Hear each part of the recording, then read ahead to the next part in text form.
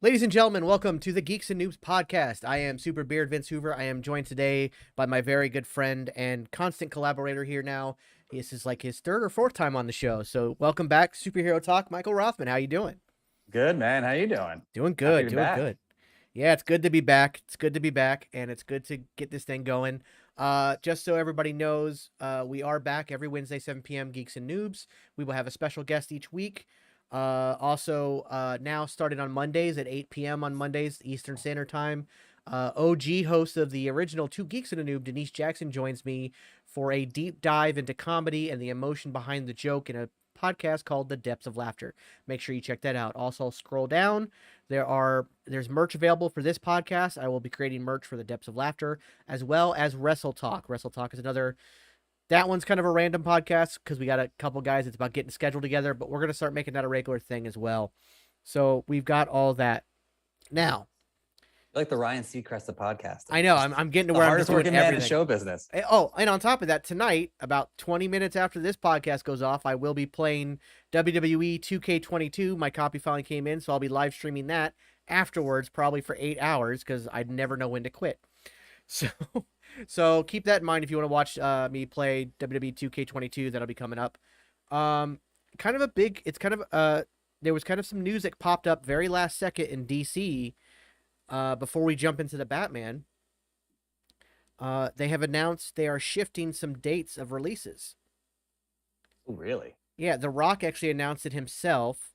They are moving Super Pets, the animated movie coming up, with him as Crypto and Kevin Hart as Ace.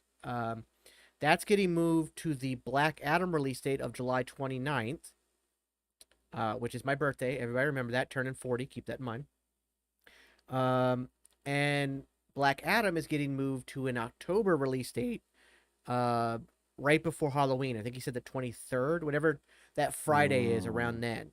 And it most likely has to do with, well, there's a couple reasons it could happen. One, it could just be like a post-production thing because there's obviously a lot of special effects in that movie.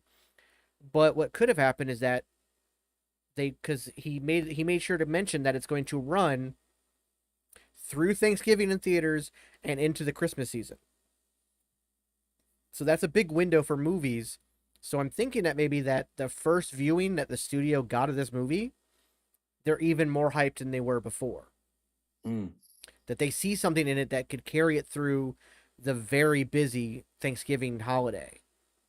So that's a good sign, right? Well, it's The Rock, right? So I mean, Yeah. Can he do any wrong? Or even when he makes a bad movie, it still makes a ton of money. Yeah. So I agree with you. It's funny. I didn't think it that way. I'm still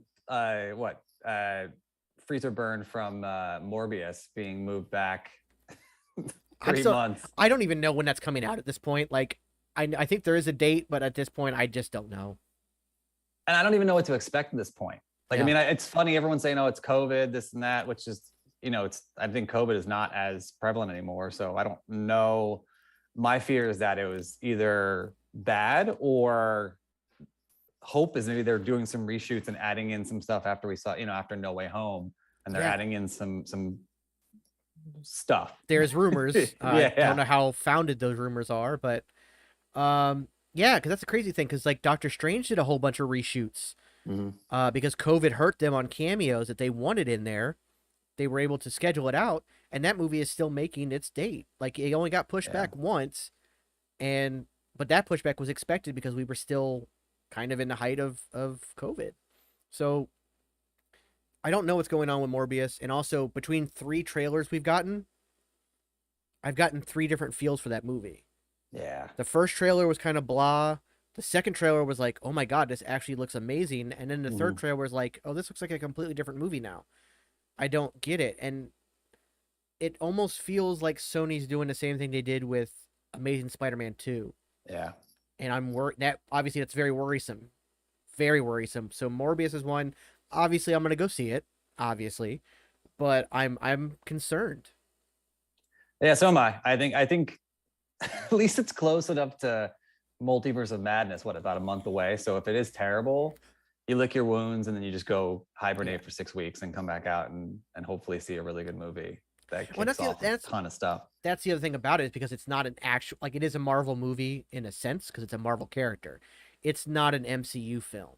No. So even if it does suck, it doesn't hurt anything. And all it does is it just really, like, it's kind of a win-win. If it's good, great. That's amazing. That's good for everybody. If it sucks, similar to how Venom and Venom 2 weren't exactly very well received, it just reaffirms that Sony needs to have Kevin Feige and Marvel more deeply involved. Yeah, I mean, I think it's funny because you have MCU, and now you have what kind of looks like the Sonyverse, right? So It's called the Sony Pictures Universe of Marvel Characters. Are you serious? That's yeah, it's the official title. Oh, I'm floored, and that sounds like Shield's like title. Yeah, spelled out. That's terrible. It's Spummick or whatever. Like there's not even a way you can say it. But yeah, it's Sony Pictures Universe of Marvel Characters is the official title of this new quote unquote universe they're doing with the Spider-Man characters. My thing is, and this just popped into my head, and this might be reaching, and it might be like it might be too pie in the sky, but we definitely, so obviously there's crossover. We know there's crossover between Sony now and Marvel. And I really do think that Sony's going to get its own Spider-Man and other things like that. And I think there's going to be a future where we're going to see a ton of crossover, where they're going to go do their own thing, come back and cross over. We've seen some mentions previously, right? And this sounds silly, but when are we going to get some like DC Marvel crossover? Because I think eventually that's going to happen. If the money's behind it and the studios can like work together for it, because it seems like we're heading in that direction. When is that going to happen? Because I feel like we've seen a couple of like jokey plugs and like Eternals. It was like, oh, Superman and this and that. And I feel like it's gonna happen. It might take a couple of years to happen, but I feel like it's something that could happen. And I don't know if that's gonna be when it jumps the shark. It's like we get a movie Marvel versus DC, and we're like, don't do it. It could, but I think, because I know Kevin Feige's even he's been asked that question before, and he's said he's on board for it. But I also think he was never really on board until recently with what James Gunn has done with the Suicide Squad. And now that James Gunn is actually kind of campaigning for this crossover, if they allow, Shazam Fury of the Gods moved from May of next year to December of this year as well. That's interesting. So it moved up. So what'll happen is Black Adam will play through Thanksgiving into December, and then it'll be followed immediately by Shazam Fury of the Gods. So that's good. So if, say... That makes sense, too. Yeah, so let's say Black Adam is really good, which we all expect it to be. If Shazam Fury of the Gods is really good, like we expect it to be. And Wonder Woman supposedly has a cameo in that, as well as a cameo in the Flash film. Okay. The Flash film is very scary, but should still be good, hopefully. The fact that your first solo Flash film is the Flashpoint, is loosely based on Flashpoint, is kind of a strange option to go with, but the fact that they are trying to move away from the purely dark anti-Marvel film into, like, and they're still their own thing. Like, obviously Suicide Squad is very R-rated. It was very, it's still like you could see those characters interacting with Marvel. Yeah. Shazam, you could see interacting with Marvel. So I think that it could happen. It could. But I mean, speaking of Suicide Squad, I mean, how good was Peacemaker? It was so good. Peacemaker, my God, what a series! What a series. The funny thing is too, and I was watching someone said they liked it. Bill and Ted's, what's the most recent Bill and Ted? Face the Music. That movie's amazing. Okay, I thought it was okay. I loved it. I thought it was okay. I enjoyed it. But my and I thought I remembered it was you that you liked it. Yeah, I loved it. So I thought it was okay, but the funny thing that they pulled out of that was, how like Bill and Ted, obviously their mission is to save the world. I feel like Peacemaker, I wouldn't say it saves the world, but in the climate that we're in these days, they're able to tackle really tough topics and strong topics in a fun manner. And I was like, this is the show that, I mean, obviously it's rated R, so I mean, kids can't be watching it or whatever, but it's the show that like, I came out of it being like, you could not do that any better. And I like James Gunn a ton. I didn't know he had this in him, where like these like incredibly high moral lessons that are currently you know, for lack of a better word, like dividing this country, and he was, you know, touched upon it in such a light manner that I've never seen. Never seen. The scene with I think it's Annie Chang who plays detective. She basically ends up taking over as the leader, but Detective Sung. Sung, yeah, and Sophie Sung, yeah, and the scene with White Dragon, where she's like basically making fun of him for being a white guy with like, oh, all right, Jimmy Fallon, and like I've never seen anything like that, which is egregious and crazy that we haven't seen anything like that. But essentially, it's like a joke against, it's like anti-racism, right? So it's I don't know. I was just really taken aback at how well that was done and able to kind of like just tackle these things in a light manner. I still am floored by how good that show was. And John Cena, it just, again, continues to impress. And man, he's good. Like, yeah, he's so good. And a great dude, a guy I've met several times, talked to for hours on end. Just a wonderful human being, and always funny, always on.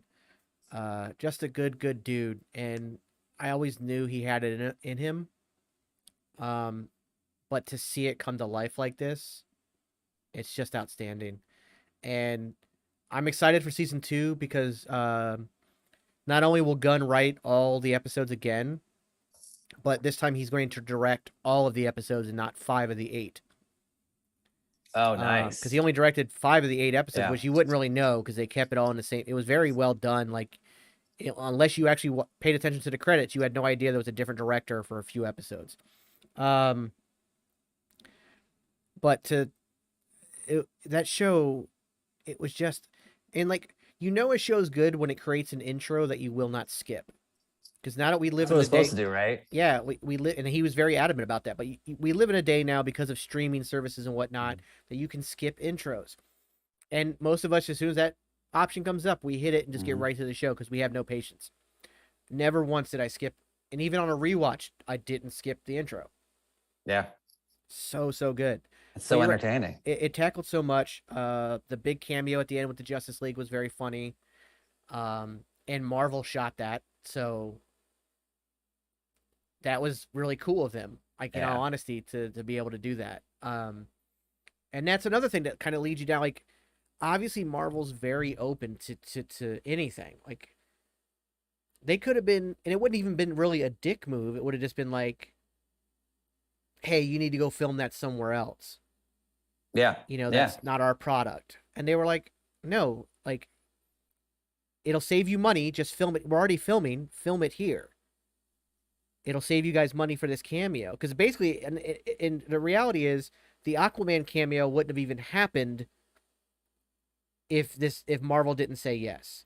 Because they weren't going to spend the extra money to go open up another set just to put them on a green screen. Because you had to hire a new cameraman, hire a crew for literally 10 seconds of screen time. So they would have just like, no, we'll stick to the models in the shadows and it's no big deal. But the fact that Marvel was just like, no, film it here, you know, that's really cool. And that shows that, you know, Kevin Feige's open to working with anybody and very gracious and caring. That so a DC Marvel crossover could happen. And if done in the right way, it could be really good. But it could also, like you said, it could be the jump to shark for the entire superhero genre. Because it kind of did that in the 90s with the comics. Yeah. I mean, I just feel like, and I'm trying to embrace every moment. I think we're in the peak time as a fan. I don't know, and it could get better. I mean, fingers crossed it does. I mean, obviously, but I think with the variety, we're like hitting like, what is it, maximum point or whatever. There's so much variety. There's quality films out there. We got a good Batman again. We're going to talk about somewhat, I think, pretty good. And we have just like potential, but also great stuff.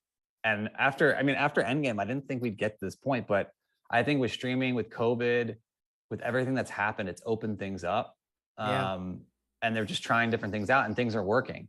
And hopefully we're able to stay at this, but I don't know. It's like the old adage, like if you're not moving up, you're moving down. I just hope we don't see a de-escalation. The biggest make or break moment we've got is Doctor Strange in the Multiverse of Madness. Yeah. If Yeah. this movie is amazing, because obviously it's going to be cameo filled, we already know that, and that's another way you can jump the shark. Yeah. Is just putting too much into it for fan service rather than story. So, but also the whole multiverse issue in and of itself is a way to jump the shark because it can become ridiculous very fast. So this movie is truly a make or break it for not only the MCU but superhero movies in general. Because if for some reason, and I highly doubt this, but if for some reason this movie fails, The Flash will fail. Yeah. No one's gonna want to see a multiverse. You're not gonna you're not gonna recover from Doctor Strange failing.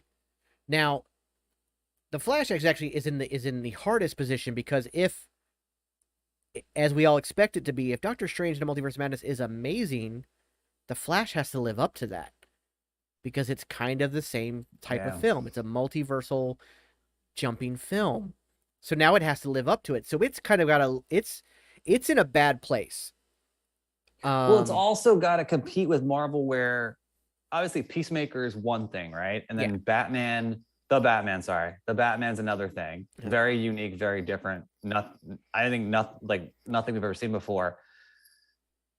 The Flash, with what we've seen with why am I blanking tonight on names? I'm usually so good at this. With Ezra Miller, is very similar. He's a very Marvel-esque type actor. So you have that, which I don't think it's like a Joker. There's a lot of different like unique things. I think this is the closest thing to a Marvel film. And then you also have Michael Keaton coming back, which is there's a lot of hype behind. So yeah, there's a lot of pressure. Yeah, there's a lot of pressure in that film. And it's a lot of comparison too. I think even Shazam, to a certain degree, which I thought was very good, was Marvel-esque, but it was also different, right? It was just classic Zach Levi, who is just unique and different in his own realm. So it fit him. The movie was really fit around him and was good and inspiring in a different way than Marvel films. I got kind of like an Ant-Man movie, maybe. Just like a feel-good movie about redemption. Yeah. I think The Flash is, to your point, I mean, it's there's a parallel to Multiverse of Madness. There's Keaton, the pressure. There's we'll see what happens. And then you have all the Flash fans that are fans of the CW show, which there are a lot. I mean, it's funny. Well, I like Grant Gustin a ton. And I like the early seasons of that show. The later seasons have been first 4 seasons of that show to me were some of the greatest television ever made. Great. And then they went off the rails. A little bit. Yeah. And I haven't watched season 7 or 8 because it was already getting kind of weird. Yeah. And so like when COVID hit and everybody had to take a delay, I just kind of like stopped watching. Yeah. Well, the problem with CW shows is that, and the Arrow faced this too, because Arrow was a good show originally. I thought Arrow was shit all along, but that's because they tried to make. I thought the main reason is if you had taken Oliver Queen out and put Bruce Wayne into that role, it would have been a phenomenal show, because all it was, hey, we've got the Green Arrow, but let's make him Batman, because we can't actually do a Batman show. So let's make him Batman. And literally it was pitched that way. And like, that's not the Green Arrow. And so watching it, and I understand changing a character from comic book to film, but this was nowhere near the Green Arrow ever was. The Green Arrow was kind of like, he's snarky. He's funny. He's sarcastic as all hell, and never really takes anything seriously. And so to have this character that was, I am vengeance, it's like, no, you're not Batman. Stop it. So that was always my issue with the Arrow, and that's part of the problem.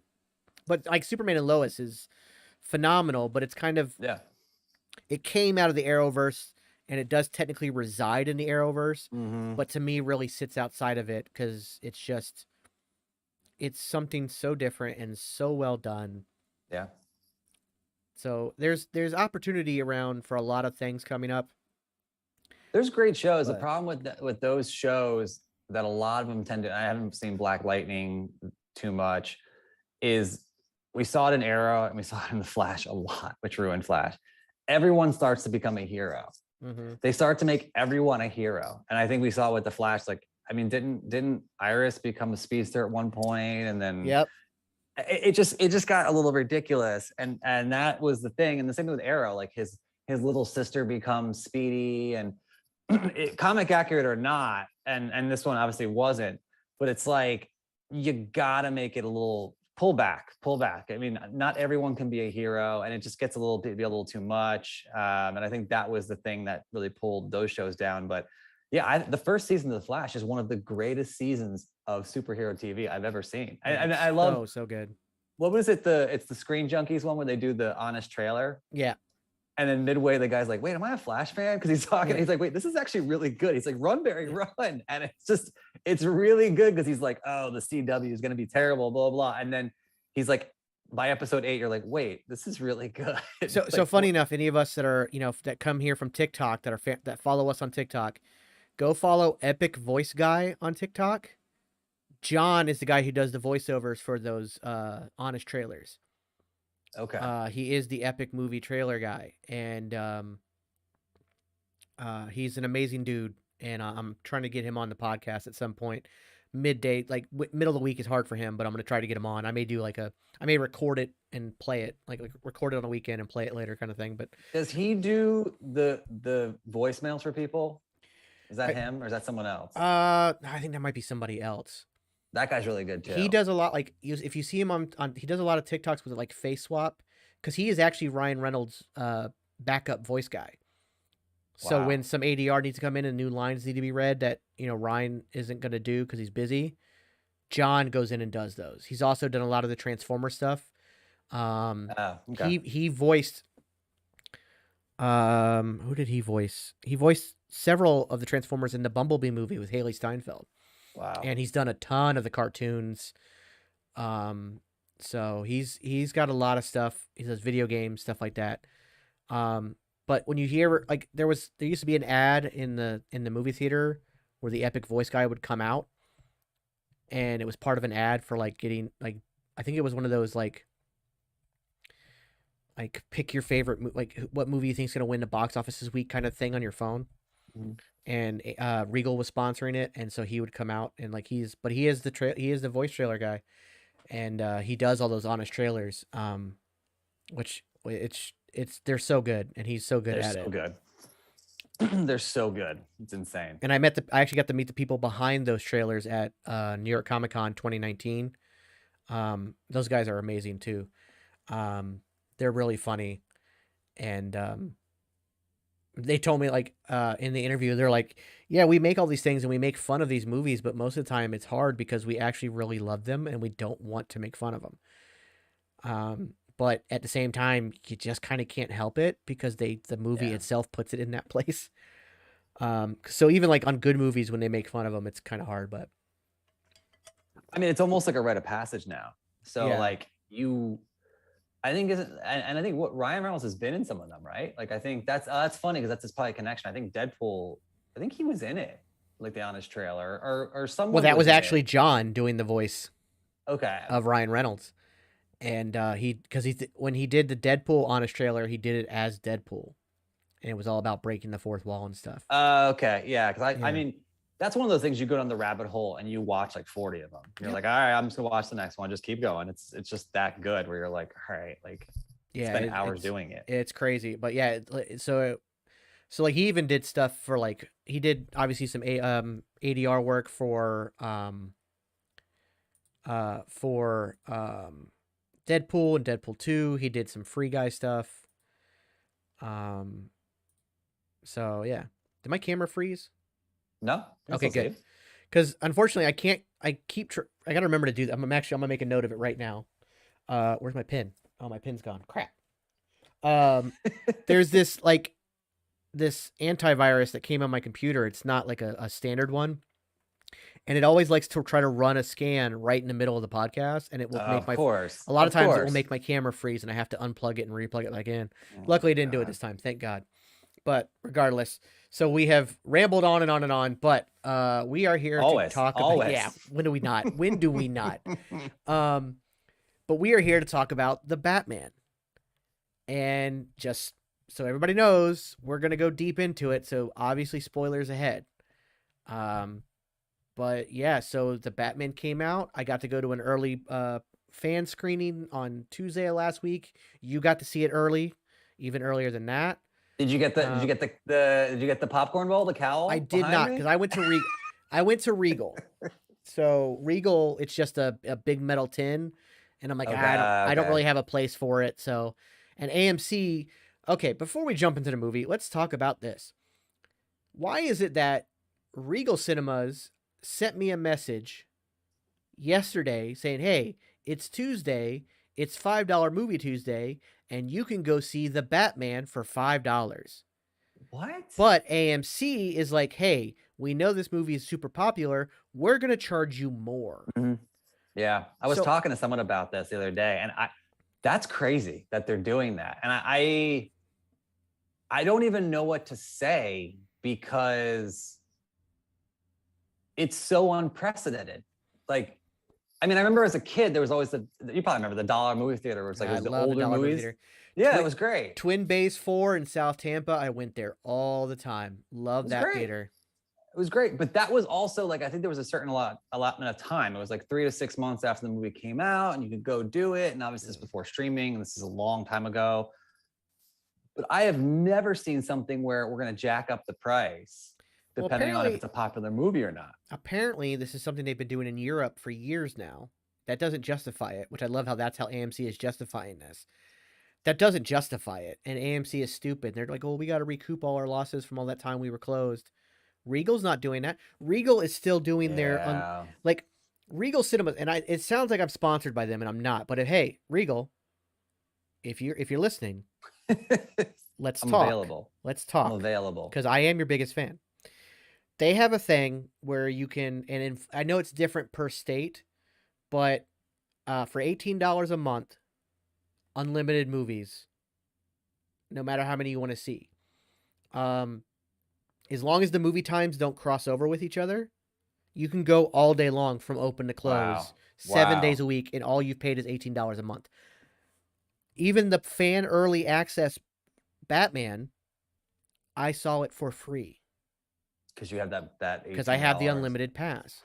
I have not paid. I have not paid for a actual movie ticket, and even if let's say I bring And a friend, and who wouldn't, like, what's $18 a month compared to a movie? Like, yeah, to go see the Batman, I bought 2 tickets and it was like $50. yeah. So like, let's say I go, you and I go to a movie. If I use my unlimited pass, my ticket's free. I also get a major discount on your ticket. All our food gets 10% off with that pass. Yeah. And you still get the Regal rewards points that you can use for other things, like upgrades on your snacks or whatever, or free movie tickets. So like, if you build up enough points, even though you're not paying for a movie, you're still getting the points for that movie ticket. Yeah. Yeah. You can then bring a friend for free. Yeah.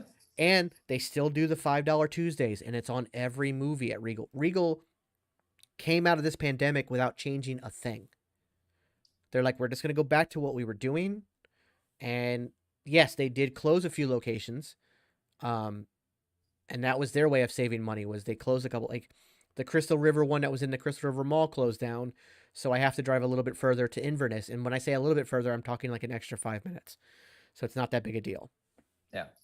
But like even like IMAX. So let's say like with the Batman, I want to go out to Ocala. I'll make the extra. It's a 25-minute drive from my house to Ocala. But there's an IMAX theater there. If I want to see Batman on the IMAX, which the fan experience was, but they didn't charge extra that day, that's the other thing. IMAX is more expensive. But if I use my pass, I only pay the upcharge of $1. So I'm paying $1 to see an IMAX film. Whereas AMC, now AMC, So ridiculous. AMC has a similar pass, but it's like $24 a month, and it gives you a discount on your tickets at certain times. Yeah. If it's premium time, you have to pay full price. Like, it doesn't even make sense. I don't know what AMC is doing, but this is why their entire model, before there was that whole stock thing with GameStop and AMC, the reason their stock crashed is not because of the COVID pandemic. It was because of their business model. Yeah. Yeah. So, I mean, that's what's going to happen. I mean, look, I think for a long time before COVID, there was a lot of, talk about younger younger consumers that they wanted to spend money and you know, buy from companies that they believed in, that were doing, you know, obviously things that were good for the environment and things that were good for people and treating people well. And sure, I always thought that was kind of, it's a nice theory, but I was also like, look, like if it's a great company, you're not going to say no, you know, or if you got a bank, you're not switching banking from one bank to another because you don't believe in their habits. I think now though, after COVID, I think we're hypersensitive, and I think we're hyper, and to what you said earlier, like, oh, I'm not sponsored by Regal, but I totally understand where you're coming from, because I'm that guy who it's not the norm anymore to have a great experience with a company, which is really sad. So when you do, I mean, let me tell you something about Nespresso. Random story. So go for bear it. with me for 30 seconds. Just 30 seconds. My Nespresso machine that I use, and we have a Keurig and an espresso, just stopped like probably a year after getting it. And I was like, all right, you know, that sucks. It is what it is. It's not an expensive machine. It's not like a nice one. And so I don't know why, but on a whim, I was like, let me just call them. Nicest person picks up, and she's like, all right, well, let me send you over to here. Let me just give it a shot. See if they can do something for you. Don't go throw it out. Cause I'm like the kind of guy who's like, look, I'll just toss and get a new one. I understand, like, you know, just didn't expect or whatever. They ran a diagnostic with me on the phone, and they're like, oh, we're gonna send you out a new one. And then the box you send back the old one. And they're gonna, it's a refurbished machine. And I was like, I must have thanked that person 95 times. Yeah. Because I was so shocked that where I've had trouble with like lost packages and this breaking, and someone's like, what do you want me to do about it? It's basically the response from most people. This person was like, yeah, look, we get it. We're so sorry. Thanks for being a customer. And like, that woman was the nicest person. I was just like in shock. And it just sucks because I feel like it used to be the norm, and it's not anymore. So I totally feel you on the Regal thing, because if a company takes care of you, you just want to be loyal. And I think more so now than ever, because of what we've like gone through with like for 2 years, and everyone's thinking different things. And so I'm fully on that train of like singing someone's praises when they treat you right, because it's just absolutely. like, I mean, it's just like the chair that I'm sitting in, my wonderful chair that is super comfortable, and I love it so very much. I ordered it off Amazon, and I know a lot of people want to hate on Amazon, and I understand their point, but because it wasn't from Amazon, it was from a third-party vendor, and Amazon those are the tricky ones. Yeah, they facilitated ones. It somehow got lost in the mail, and we couldn't find tracking on it. We couldn't find nothing. So Amazon, the first thing they did when they heard it was like it didn't show up on delivery day, was refund me the $95 for the chair. That's awesome. Then they kept looking for it. It finally came in 3 weeks later. And instead of recharging me for the chair, they just said, keep it. So I got the chair for free. Because their first instinct was to, well, let's refund you. Because the thing is, there's certain companies, and Amazon's one of them, if you go, hey, my delivery didn't come in on time, especially if you have Prime, and if it's a third-party vendor, but they still do the Prime shipping, if it's not there in that 2 days, you just get your money back, so you end up getting the item for free if it does show up. Well, because they know you're going to keep buying. I mean, that's the thing, again, and it's not even like, I've talked to you about this before, it's not even that it's the right thing to do. It is just good practice, because you are legitimately, and they run, I mean, people way smarter than I am, but they run numbers and stats, and I'm sure they're coming up in the green from doing this, where they're like, hey, if we get you, what was it? I've been watching Super Pumped on Showtime. It's the Uber story. And in the first episode, the VC, with the venture capitalist, was asking the founder, he's like, what's your conversion rate or whatever? And he was like, smiles, and he goes, ride with us twice and we got you for life. So I feel like Amazon has the same thing, where it's like, if we, like, hey, real quick, just hang on a second. There's somebody at my front door. No. So I'm gonna hit the BRB button. We're gonna take a quick break. I'll run an ad, and then when we get back, we will talk about the Batman. I promise. Let's go. All right, hold on.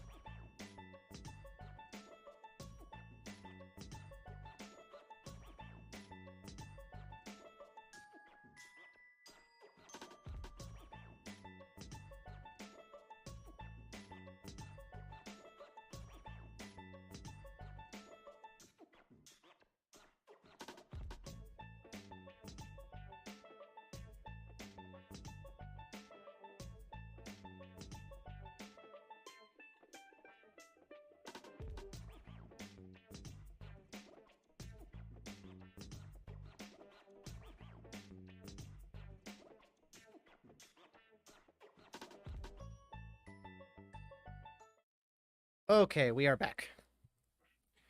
Sorry about that, everybody. Somebody ordered DoorDash, and I am 22 South Fillmore, and it was for 22 North Fillmore, so they had the wrong address, but no big deal. We are back. Almost took the food because I'm hungry, but I didn't. So yeah. So now that we've rambled on about capitalism, let's move on to the Batman, because that's kind of part of the movie in a weird way. It's almost a segue. Part of the issue with Gotham was corrupt capitalism. It's the big issue. So yeah, so that was part. It's a great segue. We did an amazing job. We're professionals. It's well done. No, so yeah, we're done. That's it. We're done. The Batman. So for an overall take of the film, I really did enjoy it, but it's a weird movie that, like, by the way, I told you I was gonna go see it again today. I overslept and missed the time. Okay. So I was gonna say, when you said that, I was like, it's a lot. It's yeah, it's a lot of movie. And that's when I first got home from the movie, I said that out loud, that I really, really enjoyed the film, but I'm probably not going to go see it again until it comes on streaming. And it's not like, but the thing is, I went and saw Endgame in the theaters like 10 times. And I think it's because this film is not meant to be a popcorn blockbuster. It's a slow draw. So I know that was part of it, but I love it. And I know that right now everybody wants to compare it to The Dark Knight. Yeah, I hate that. Well, I'm one of the very few people who don't think The Dark Knight is as good as people think it is. Okay, that's fair. I also don't think Heath Ledger is as good as the Joker as people think he is. And my explanation for that is, had he not passed away before the movie come out, had he just been alive and well, I think that people would have been like, oh, that was a good job, but they would not have been, there'd have been a lot more critical aspects to looking at his Joker. But because he had passed away before it came out, nobody wanted to take that critical role, and it just became this whole thing. And then he got the posthumous Oscar and whatnot. Nobody wanted to criticize it. I think he did a great job as the Joker. I don't think he's the greatest Joker. I just don't. And who's your top? Who's your top? Is it Joaquin or is it? Oh no, God, no. Joaquin was phenomenal in that film, but not the Joker at all. Yeah. But for me, live action number one is going to be Jack Nicholson. But closely second is Cesar Romero, actually. Wow, that's a good one. Because I think he really nailed the man who laughs in his character. But overall Joker, Mark Hamill, hands down. Oh, yeah. Mark Hamill, hands down, the greatest Joker of all time. Which I found out, and I didn't know this, he was not the first voice of the Joker on the animated series. It was actually Tim Curry. I feel like I looked that up recently. Yeah, I didn't know that.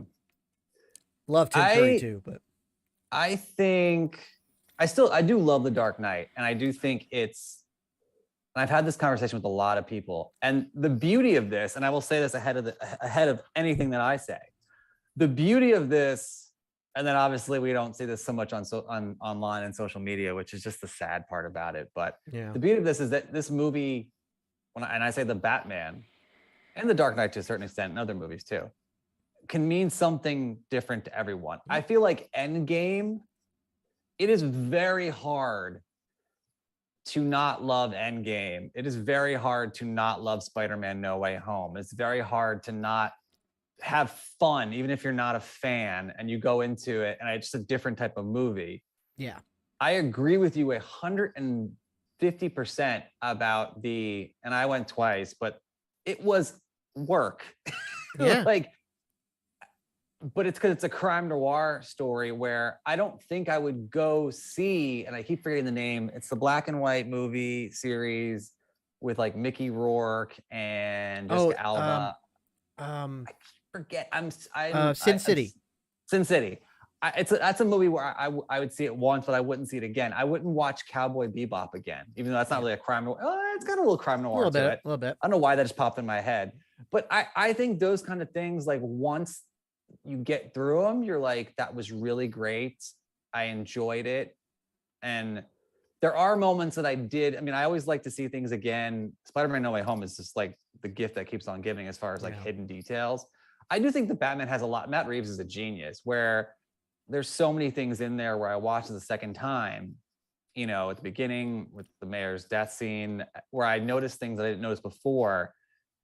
And I'm like, oh, wow, that was definitely on purpose. And that was really impressive. But as a total movie, I give it like an 8.5 out of 10. Fantastic movie.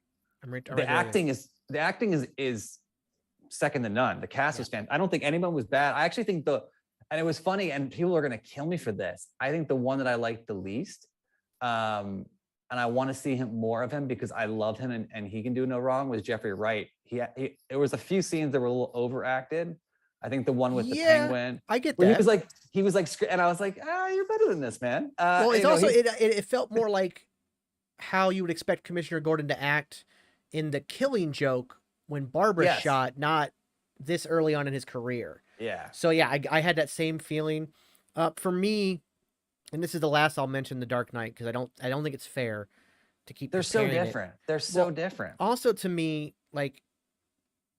I picked the Batman over the Dark Knight because the Dark Knight is a Joker film. Batman is a secondary character in that film. Yeah. Whereas this is really about the Batman. Oh yeah. And let me emphasis on the Batman because Robert Pattinson did an amazing job as Batman. He's a horrible Bruce Wayne.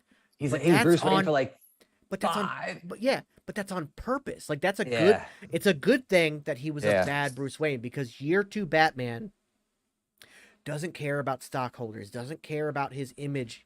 He is fully enveloped in being the Batman. He would rather Bruce Wayne die as an entity. Yeah. And you know, he would like I can't remember if it was in the year 2 comic or in another one about his early life where he talked about faking Bruce Wayne's death so he could just solely focus on being Batman. And in an interview Robert Pattinson did, he talked about how he almost never wants to play the playboy mask of Bruce Wayne ever because to him I saw a clip of that. Yeah. It's sociopathic behavior to have this separate identity versus just being consumed by the mission of the Batman. Yeah. And when he said that, I'm like, it actually made and that's the reality of it is that Batman now, who has this playboy persona as which we saw, like Christian Bale, I think did the best job of that. Yeah. He was the best Bruce Wayne. He was the best Bruce Wayne. But it's sociopathic. It really is. Yeah. And that's something it's not sociopathic in the term of like somebody who was born a sociopath. It's a developmental sociopathism. Oh yeah. And so it's like multiple personality syndrome. Yeah. Almost. Yeah. Which we're going to get a really good dive into that on Moon Knight coming up. That'll be great, but that's also that's a different disorder. It's a dissociative identity disorder, but that's kind of what Batman isn't quite there because he knows when he's Bruce Wayne, he knows when he's Batman. It's not like in Moon Knight, he has no memory of being one or the other at times, you know. It's crazy. But I mean, it's funny, and you probably will agree with this. I think Dark Knight's still my top, but I also was and still am a huge fan of Batman Begins, but the Batman makes you appreciate Batman Begins less. So you're 100% right. I mean, I think we were all making fun of emo Bruce Wayne, right? Before. I mean, I was. And in hindsight, it's on purpose because he just doesn't give a crap about his appearance. And he doesn't give a crap about anything except for being Batman. And it's funny when you think about Batman Begins, which I think is a great movie, but he goes right into that role, like you said, that playboy. And it's like, how do you get there so fast? Like how did you go from just getting back and then it feels, it cheapens it a little bit in the sense when you look back on that movie and you're like, oh yeah, that doesn't make sense. Yeah, this is probably the most. You gotta remember in that movie, Rachel Dawes stopped him from shooting Joe Chill when he got back. Yeah. And then Alfred said, hey, you gotta be Bruce Wayne during the day. And that was it. That was it. Yeah. Yeah. And that makes no sense. That it was just, I'm buying the hotel and he goes swimming with it. And it's just funny looking back and I'm like, wow, like it was really a leap of faith and it's just like, dude, this guy comes back from, he was in like an Asian prison for a while for like stealing Wayne food, right? Like, Yeah. And like, you just go from that to training with Ra's al Ghul to coming back and being like, it just, and maybe it's the training. And a lot of people will probably say like he trained with Ra's al Ghul, so that was part of Raz's personality too, to be like duplicitous and all that stuff like that. But I do think that like this one is more, and it's hard to say realistic, but it's definitely more realistic than any movie we had before. And well, Ra's al Ghul also basically told him he had to shed the mask of Bruce Wayne. Yeah. So he was actually like against the whole being that person. He didn't want him to be Bruce Wayne. He didn't want them. So yeah, I don't understand it all. To me, when I think about my favorite Batman films, Batman Returns is always my top. Okay. But that one is also carried by the villains. Michael Keaton's great in it, but it's not really a Batman movie. It's a Catwoman and Penguin movie. Mm-hmm.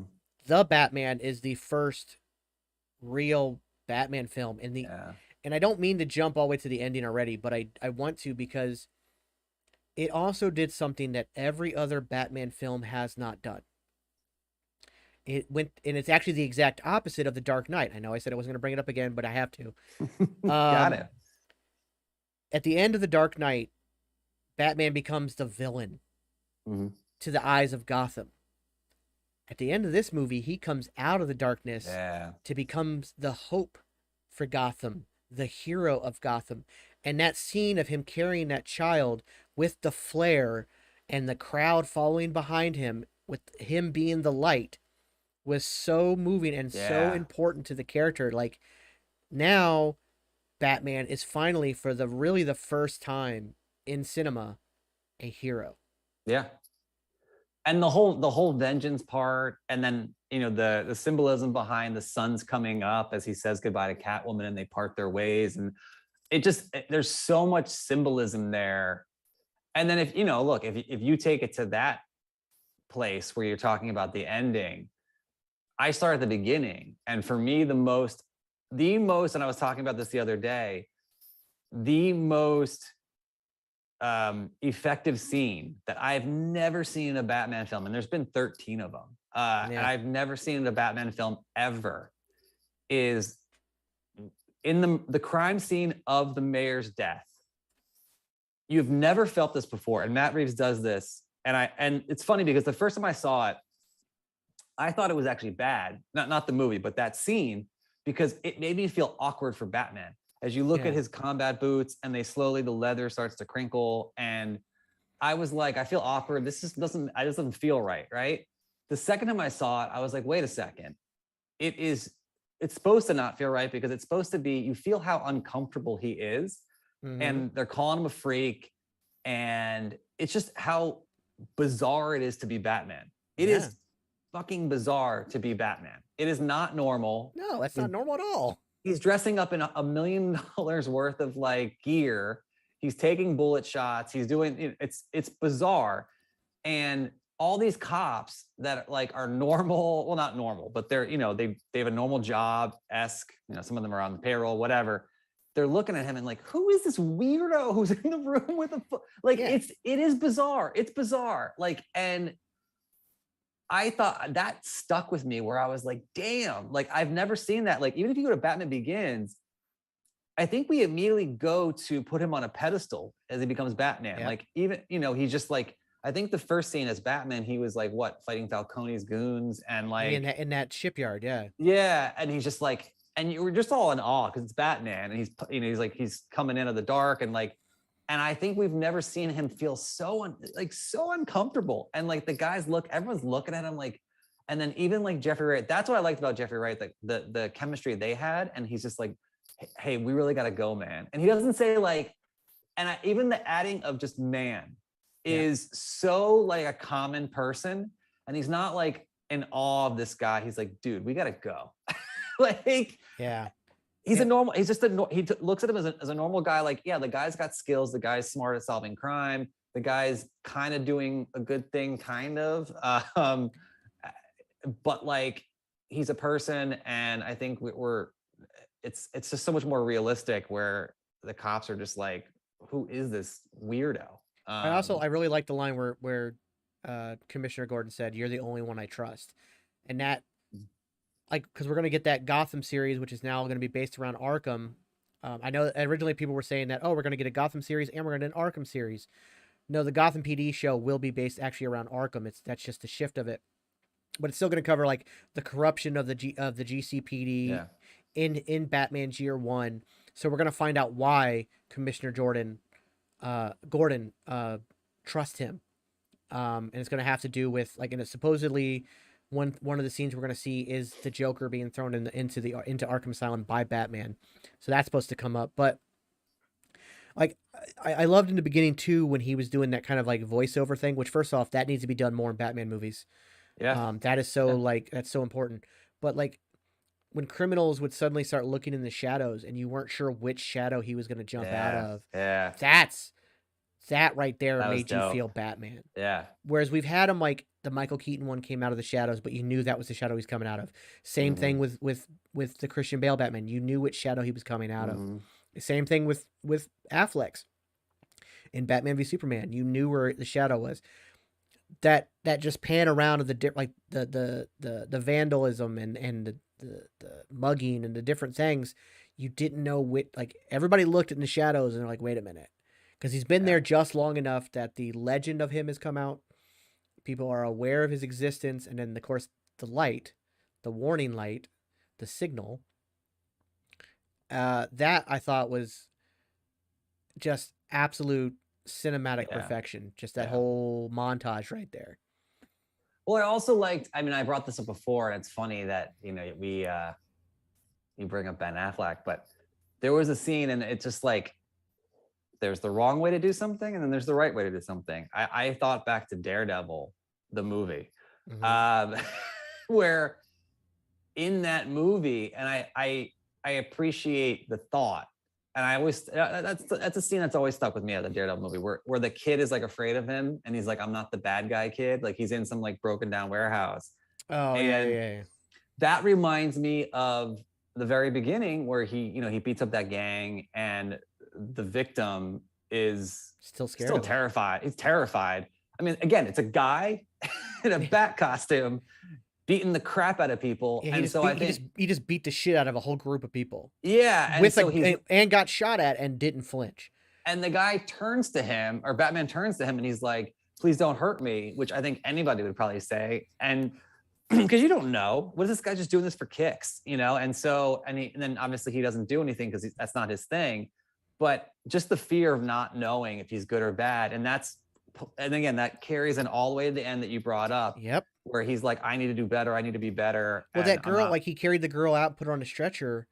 She didn't want him to leave her side at that point. yeah, So it was a complete 180. It went from the yeah, guy being like the person he saved being so scared of him to where this person's like, no, you're the only person I trust in this moment. You saved me.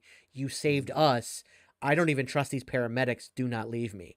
yeah, Like, yeah, like that. Again, it's well written yeah. storytelling that is done. Matt Reeves did such a good job with that. Well, the epitome of a well-written story, and the epitome of a movie where the epitome of a good movie like No Way Home, which I still think again is another movie where it's like, wow, you discover stuff, is where you discover new stuff every day, and you sit there and think about it and you realize things. I mean, there was things I realized afterwards. I didn't think about the third orphan, Catwoman. And she also balances everything out in the orphan story. So you have Edward Nash and you have Bruce Wayne. Catwoman is the middle ground between the two. So you have one's a vigilante, one that's completely crazy but thinks he's doing, obviously, revealing the truth and whatever. And you have Catwoman who's straddling the line, right? So it's the triad, right? Like it's the middle. It's like the middle, and then so they're both kind of. I mean, Riddler's not doing that, but almost Batman's trying to pull her to his side, and then she's almost kind of pulling him to her side. And I think I didn't realize that till later on when I was like, oh yeah, like, well, again, spoilers, but Falcone like killed her mom, which and then he's her dad. But obviously, I mean, an orphan's not just someone who doesn't have parents. Like, that's not her. She doesn't have a dad. Like, Yeah, he wasn't. He wasn't she's left alone. He left her. So she is an orphan. So it was just kind of like, there's so many layers of stuff in there that you realize later on where I'm just like, and that's the sign of a good movie, is something that you just can later on realize things over and over again.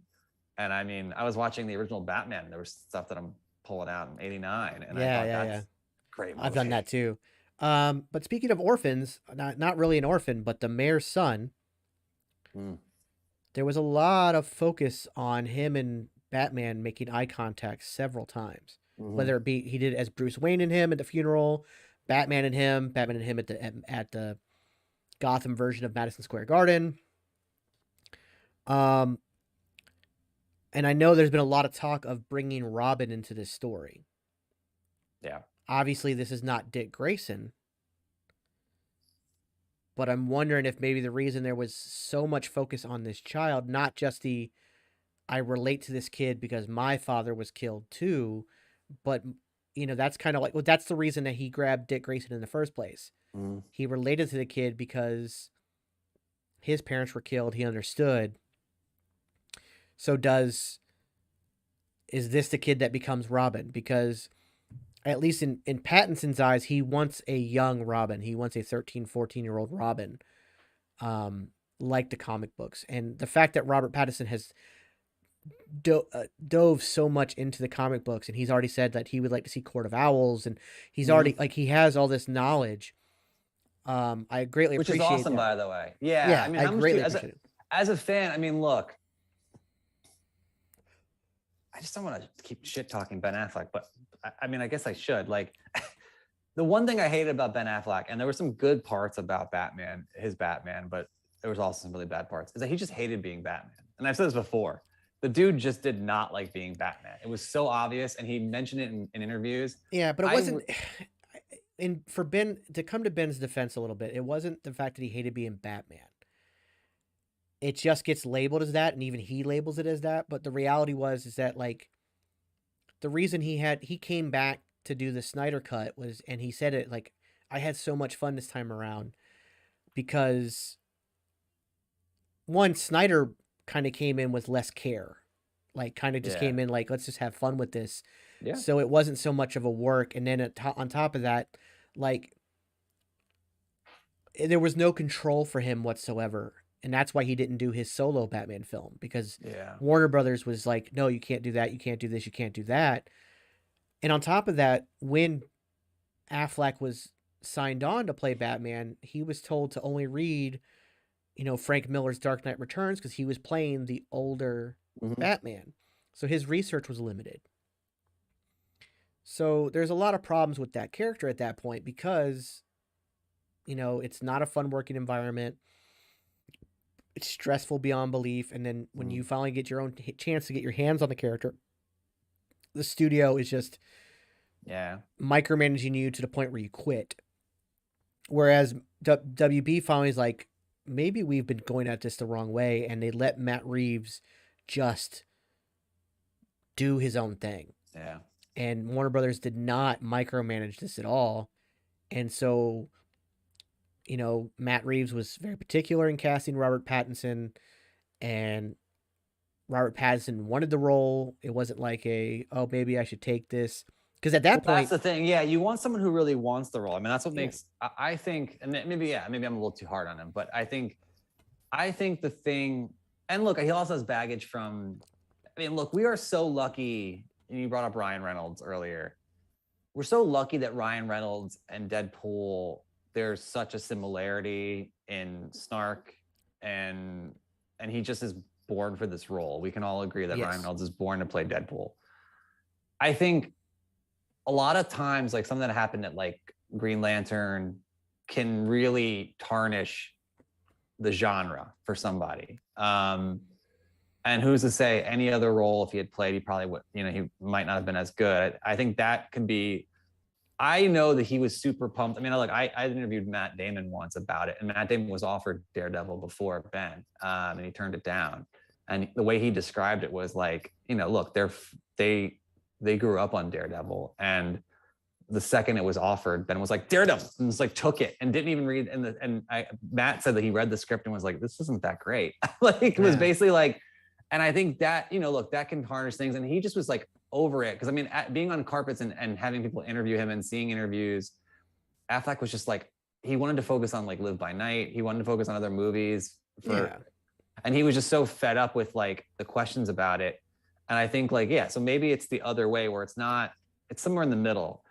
But I think the thing that makes Tom Holland so special and who I think very highly of is he just loves it. I mean, there's a video, and I always bring up No Way Home. I don't know why. It's just the most recent great movie that we have to compare it to.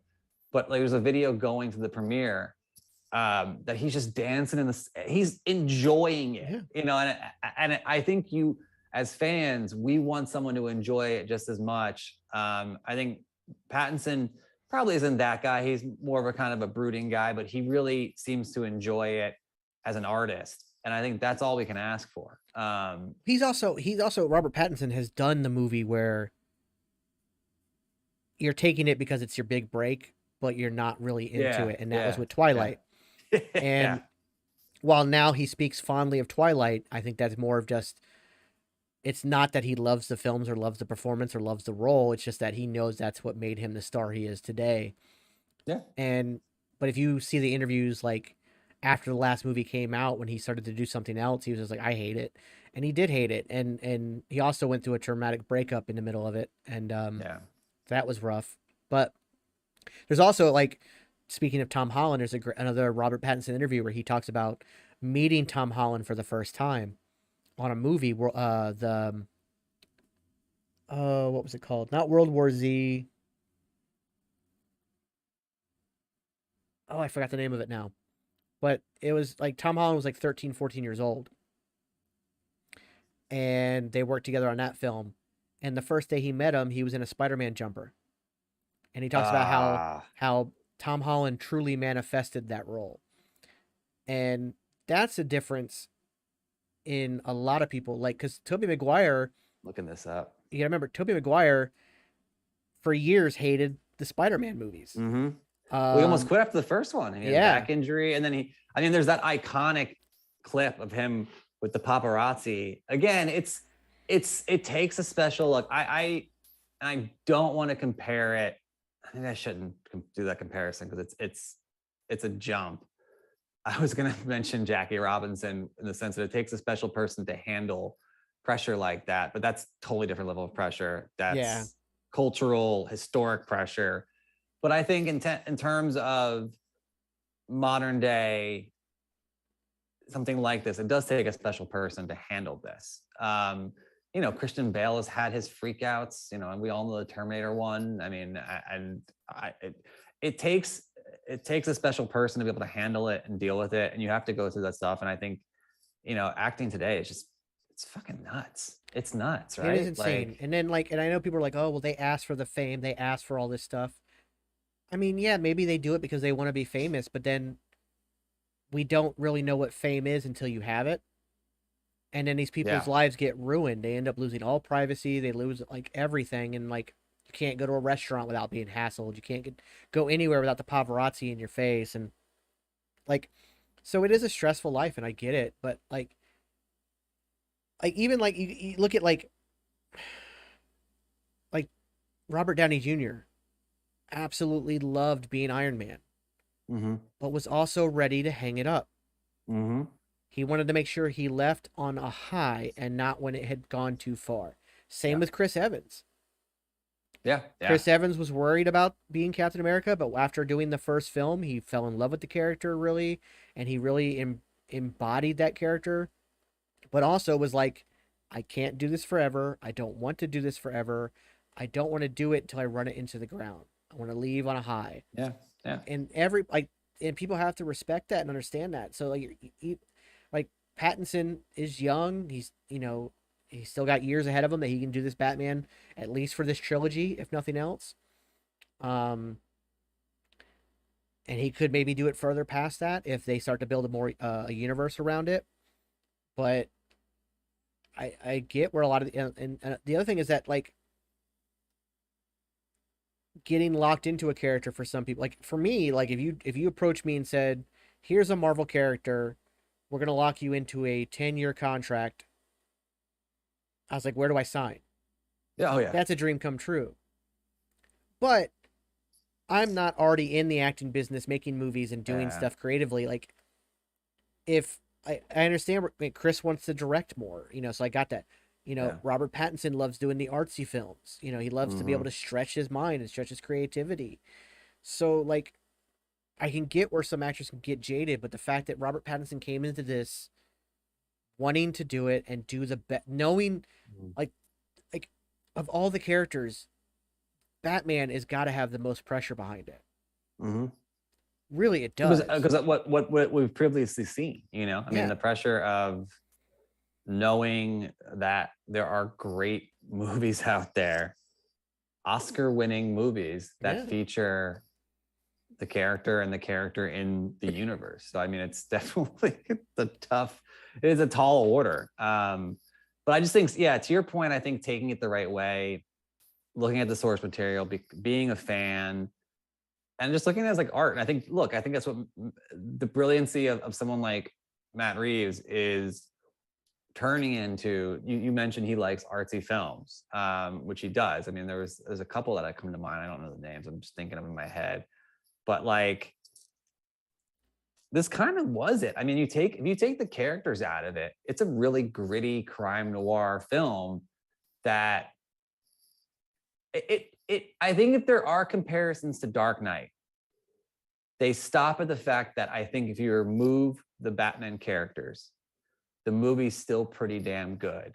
It's a crime story. It's a story about a city like imploding, and and a really brilliant, smart villain. The Riddler in one, the Joker in the other, and a protagonist trying to navigate a crazy, crazy situation.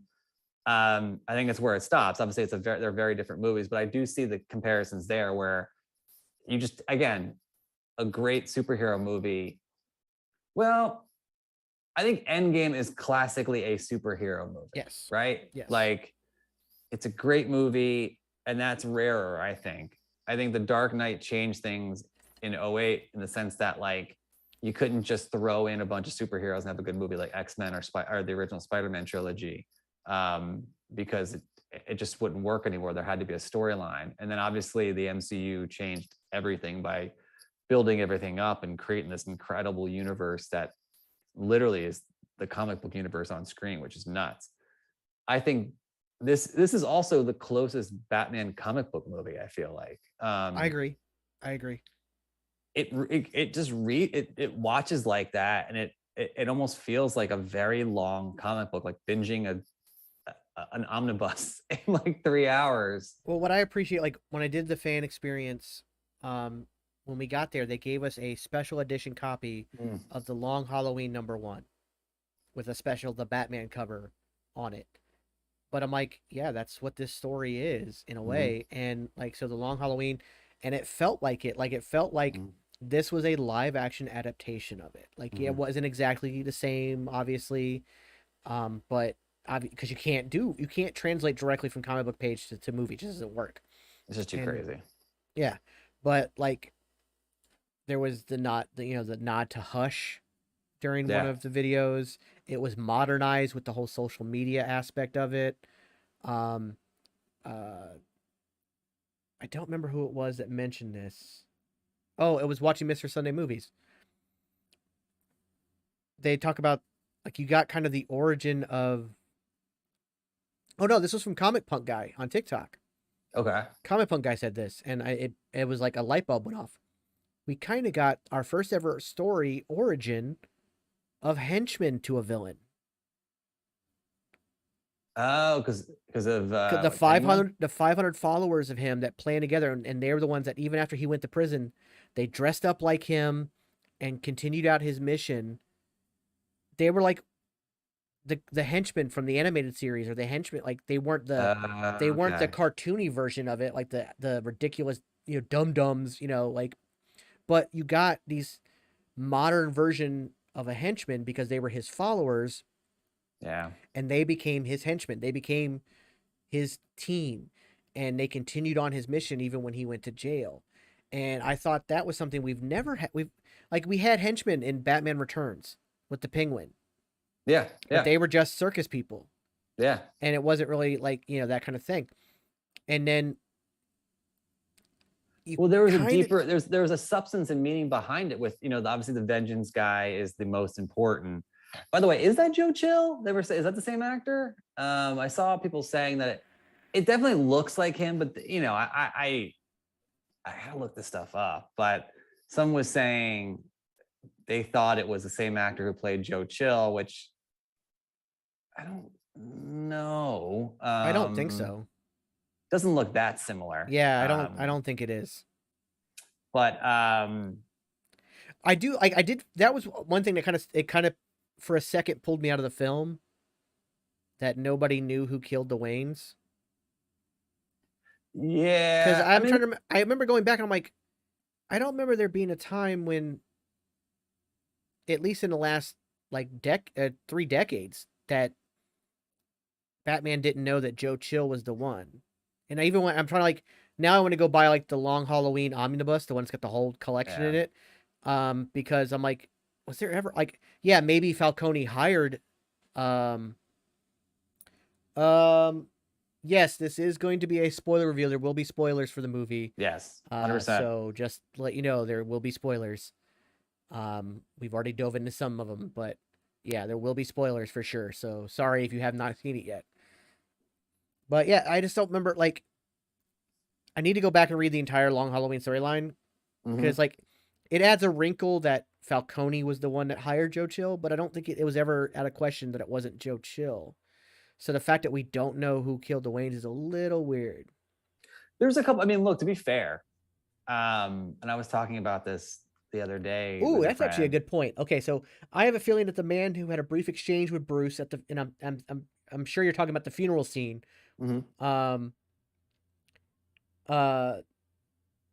He's like, that could have been Joe Chill. Well, that's what people are saying. I just looked him up. It's not like, that's not the same actor. But they're saying it could be Joe, just like but Joe Chill. But it could be Joe Chill. Yeah. I actually, you know what? I had that same thought in the movie, and then that whole thing about it, like, but like when that guy kind of recognized him after talking with him, like, I was like, oh, could that have been Joe Chill? Maybe. Possible, but it's definitely possible. I did find it a little weird that we didn't, that the whole we don't know it's Joe Chill, because we, like, they knew it was Joe Chill, like in every version that I can remember. It's pretty well known it's Joe Chill pretty quickly. And I understand that in the Batman 89 version, they changed it to Jack Napier as the one who did it. And that's fine. And I'm okay with that. But look at how it's filmed. He just disappeared in the dark, and Bruce turns back to take a look at him as he walks away with Belle. Yeah, I mean, you're right. I get it. Like, I actually, again, I had that same. And it would make sense at the end, too, where, like, he's also the one responsible for changing him twice, right? So he kills his parents, and at the end, he's beating him to a pulp. And he's like, you know, who are you? I'm vengeance. And that basically, again, it's like a total new awakening where he becomes a completely different person and realizes that this whole, you know, vengeance crusade has to change and shift. And it, you know, so it would be a really beautiful, ironic insert. But it almost doesn't make sense now, because you don't know. It's like he's not looking for Joe Chill, because even if he knows the name Joe Chill, he may not know his face at this point, because it has been almost, you know, it's been what, 15 years at this point since his parents were killed, maybe 10, 15, something like that. So like, it's weird to me that he doesn't know the name Joe Chill. But speaking of that scene, though, a new theory has come out that I don't hold any weight to, but when he shoots it seems like the adrenaline into his leg. Yes. The fact that it's green, people have turned that into it being the precursor for Venom. So Bane's Venom, basically. Yeah. And I think that, like, that's obviously the color green was a choice, and it's a weird one, but like, I think that kind of goes against, like, I understand it being adrenaline. Like, Batman would definitely use adrenaline. I get that. But to use a performance enhancing drug, like, that isn't Venom, yeah feels like because remember when Batman ended up using Venom at one point, but it was when he was at like at the very end of his rope, and he also said he would never do it again, and like there was he had this whole like crisis of his mind in the comics when it happened, and this was after Nightfall. This was after he'd already taken Bane down a few times, but Bane had come back, and then there was the whole like Bane killing Alfred. The whole like there's this whole thing. That scene was incredible, yeah, but I did think I did also I think just for the color palette. I was gonna say just for the color palette of the film. The fact that it was so neon green, I thought was weird because it really stuck out.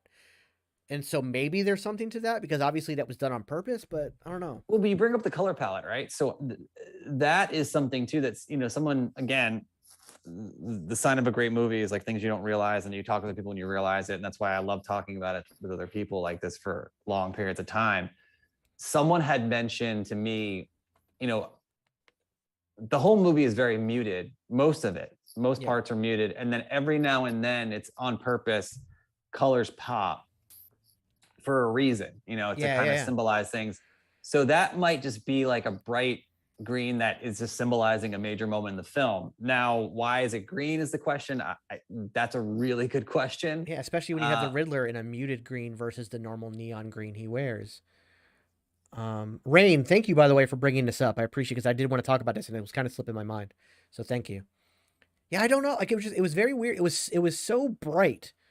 It was so neon green. It was more neon green than what I have painted on my walls. Yeah. Like it was pow. Like it was glowing when he took it out. So look, as realistic as this is, there's always like those kinds of things where people sometimes don't realize that what they're using is what it is. So it could be like a precursor of like some kind of adrenaline mixed with like something that he thinks is just completely safe. And then he finds out later on, like you said, it's a precursor of venom. Yeah, and that could be the thing where he discards it to be like, this is, it could be a movie down the road where it's changing him and discards it. And then a certain person gets it and becomes Bane. I mean, that's a, potential thing we've seen before, a storyline we've definitely seen in the past. So yeah, I don't want Bane in this universe. It's too soon. It's too soon. Well, even in like if you got to a third film, I just think if we stick to the original core villains, it's better. I just don't think Bane works because either you end up getting the Tom Hardy version, which wasn't great as much as I love Tom Hardy, or you get not necessarily the Batman and Robin version, but something you're going to get something similar. You're going to get this. Yeah. It's going to, because this is very grounded and like, yes, like there is a potential for metahumans at some point, but Matt Reeves he said he's open to it, but would like to avoid it as much as possible. Yeah. So I think that if you stick with like the Joker, Riddler, Penguin, he has talked about Mr. Freeze, and he's mentioned specifically the Batman animated series, the one that basically made Mr. Freeze the popular character he is, that whole storyline. Like there's a way to do that. And let's focus on there's other villains you don't need it. I mean, look, he's not up in that upper echelon, but if you've watched Gotham, which has had, it's had stuff, it's another show that's like, reminds me, well, it is a CW show, right? Or it was a CW show, right? No. So Gotham has had its up and down. Is it Fox? It's Fox, It was right? Fox, yeah. Yeah. But a show that's had its up and downs and reminds me in some ways of a CW show where it's kind of silly. And when, Jada Pinkett Smith was in it early on, and it's a little silly. But Zaz was a great character in that show. Oh God, he would be phenomenal. He was phenomenal. The actor who plays him is incredible, by the way. But from Barry and all those other shows. Yeah, Rain mentioned it's like a yo-yo, and I'll get to your Court of Owls question in a minute. Yeah, no, Gotham was very much a yo-yo. I agree with that 1,000%. Yeah, Zaz would be great, but I think that you don't need Zaz because Matt Reeves has already said, because he's already confirmed that was the Joker in Arkham. Mm-hmm. He's confirmed that, and this Joker is a serial killer. Yeah. So there's no need. So there's no need to go the Zaz route. But we've already talked about Hush. He's already been talked about. Yeah. And they talked about how Edward Elliot was killed, the reporter, and that was who Thomas Wayne had killed. So Thomas Elliot, his son, Hush. So that's already there. He could have been another orphan in that system.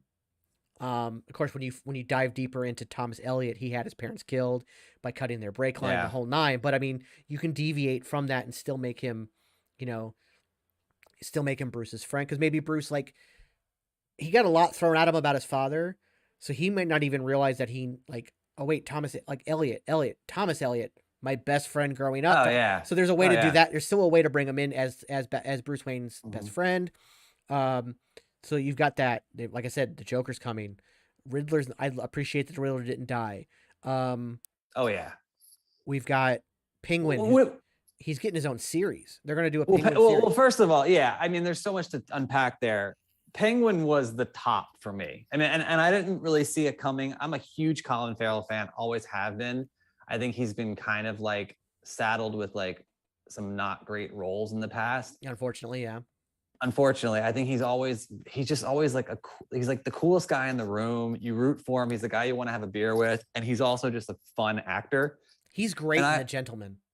He's yeah, so good in The Gentleman. yeah, really good. And I'm just ecstatic and happy that he was he was so good. I mean, And he so was unrecognizable.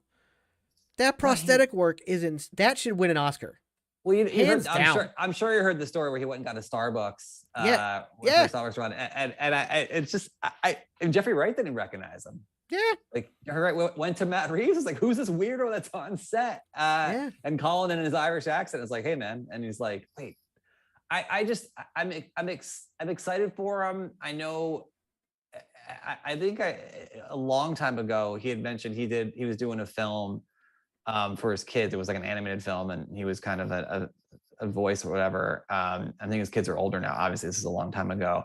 I'm excited that he's doing this series. I don't know what it's going to be. If it's going to be R or what it's going to be. I'm sure it's going to be R on HBO Max. But I just think it's a great role for him. I think he was fantastic. He deserves his own show. And I'm just ecstatic because he was the highlight. Every time he was on the screen, he just stole it. And he was, I got to count it, but he wasn't on for that long. But I walked out of there being like, damn, he was good. And you didn't know what to expect. He was great. So before I jump into the Court of Owls, Rain, you asked questions like your thoughts on your thoughts on the Riddler being inspired by the Zodiac Killer, a different take on Riddler. Loved it. I loved it too. But it wasn't so like, I appreciated the going the Zodiac route, but at the same time, one, the Zodiac in a way was kind of the real life Riddler by putting out the ciphers and whatnot, and those ciphers have riddles in them. But the Long Halloween storyline, and this is actually covered a little bit better in the animated series when they adapted it to animated. The Riddler in that is not the typical Riddler we know. He's very much more a serial killer, a maniacal criminal mind with no issue with killing anybody. So, now in the Long Halloween animated series, and I don't remember if this happened in the comic book, not much. This is again why I have to go back and read all of them. Part of the reason he kind of lost his mind and went more serial killer is because he was resurrected by Ra's al Ghul in a Lazarus pit.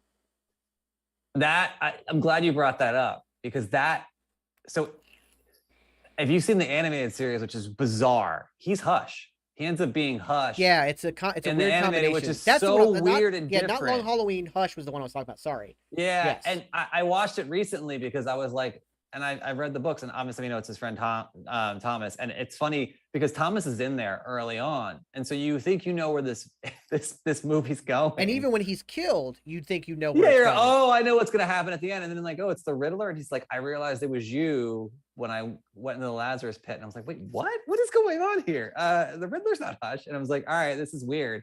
So yeah, they definitely completely changed it around, but I definitely still had the same feeling. But yeah, so I really liked this version of the Riddler because the Riddler really, and you even saw it in the Arkham games, he's kind of a joke.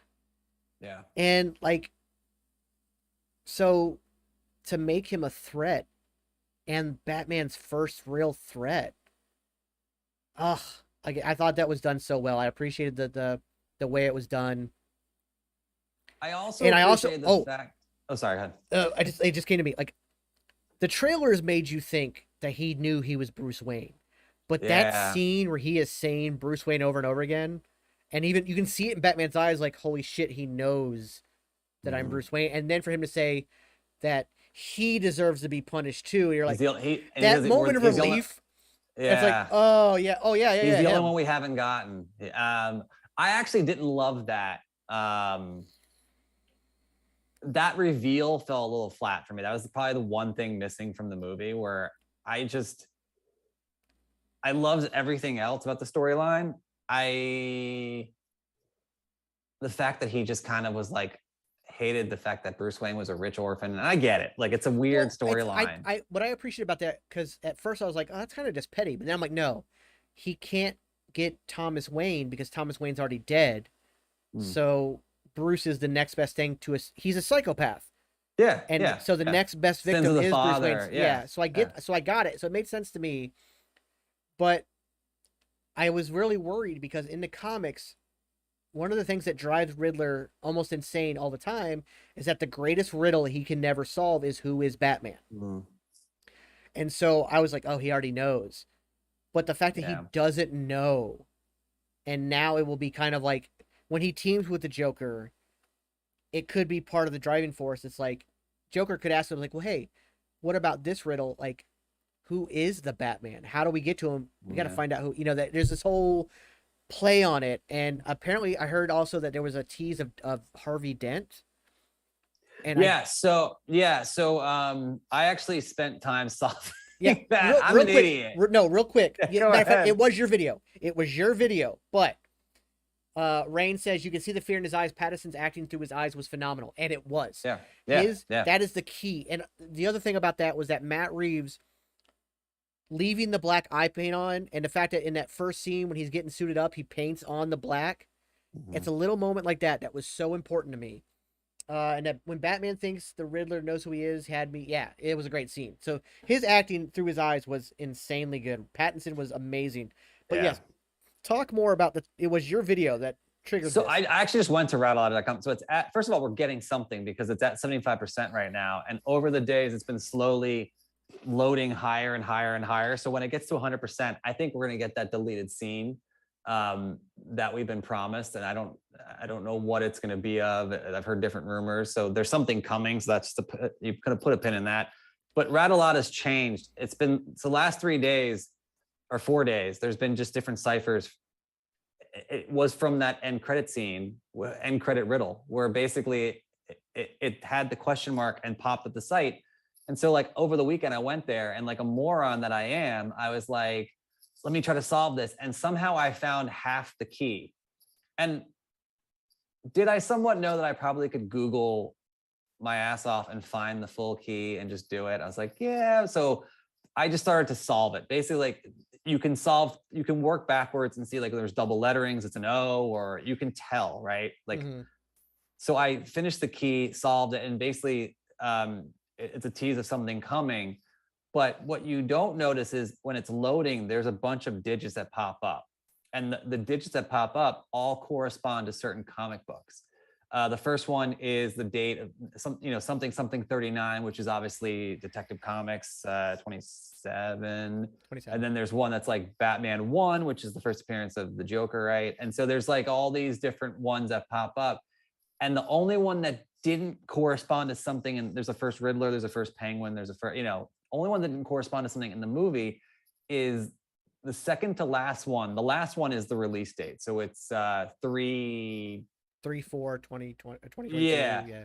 Only one that didn't correspond with something in 74. If you look it up, the whole book is based on, it's like a Silver Age book from 74 or Bronze Age book that's based on the Neil Adams art, which by the way, greatest Batman artist. Yeah, and it's Two-Face escaping from Arkham. So you can draw one of two conclusions, that either it's a tease to Two-Face or it's a tease to the Arkham Gotham series. But I mean, it really feels like there's a tease to Two-Face, because I think that I definitely think the Arkham thing is just a backdrop in that story. It's just the home base for this issue, but it's all about Two-Face and Batman going after Two-Face. And it makes sense because where did we leave off at? Arkham, right? So we have Joker, who I do think is going to play a little bit of a Thanos role. I think he's not going to, I don't know if we'll see him in the next movie or if he'll be teased kind of puppeting, pulling the strings. Yeah. I do think somehow the Riddler and him will probably get Two-Face out and he'll be the antagonist in that film.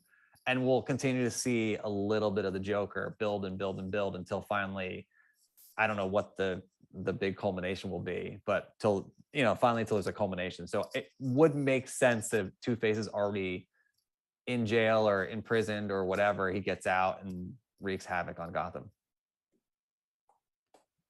Vengeance mentioned he was going to do more for Gotham at the end. Is that as Bruce as well? Yeah, I think that I do think we will see more of Bruce taking the role of Bruce Wayne. Mm-hmm. Maybe not the Playboy version of him, but still, like, he will be a little bit more into daytime doing business and helping rebuild Gotham after what happened.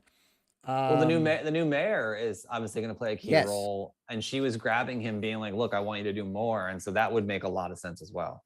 Yeah, and so him going more public instead of the usual recluse. Yeah, and I agree. I don't want the Playboy version either.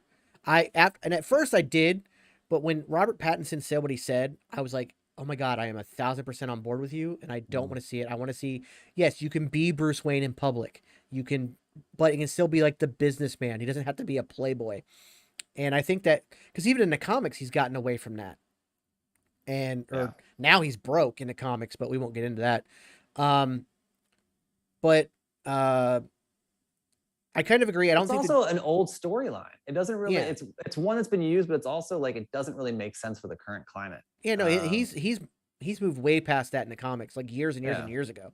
So, but like I agree with you about maybe the Joker getting built up even more before we finally get him in the third film. I don't know if it's gonna happen or not, but I agree with you. I hope so. I want to see Two-Face, but at the same time, I don't want his origin change so much. Like, I like the idea, and I think that like Two-Face was handled very well in The Dark Knight. Mm-hmm. I like that he became part of a trinity between Gordon, Batman, and Dent. And then I would prefer the acid in the face in the courtroom, but at the same time, technically that wouldn't work. Like, just scientifically, that doesn't actually work. So, but you can play around with that. But, like, I don't want to see a Two-Face who's already Two-Face before Batman has a part in his life. Yeah.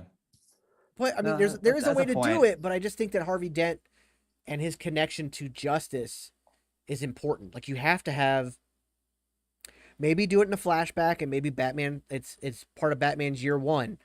And there's a flashback of him being a DA and being all about justice and fairness, but the system failing him, and then him being turned into Two-Face. But it's very important that we have that, because you got to remember, Two-Face never thinks of himself as a villain. Oh yeah, he thinks of himself as the only fair justice in all of Gotham. Mm-hmm. And maybe he could be at odds with the Riddler, thinking that the Riddler did not do this correctly. It wasn't just, like, so maybe he could be. And if you do it that way, you could have Two-Face in the sequel. So it's a completely different version of a villain. You don't have this murderous one with riddles and whatnot. You have one that's, no, I'm about justice. Not everybody Yes, I'm taking this money, but I'm taking it from corrupt people, and I flipped the coin of justice, and they said to take it. Like, so it's fair that I take it because the fates have decided. Justice has decided. So we move from vengeance, which that's what Batman is, but that's also what Riddler was. We move to justice, which is what Batman is, but what also Two-Face is. And if I'm getting into Matt Reeves' head correctly, he is doing the villain as a parallel to the parallel to the hero, but not in the very obvious Ironmonger, Iron Man way. It's not going to be that. It's not so obvious. And hell, we didn't realize that the Riddler. You really didn't realize that the Riddler was a paradigm to Batman until his speech in Arkham. Mm-hmm. And then you're like, oh crap. Yeah. He's right.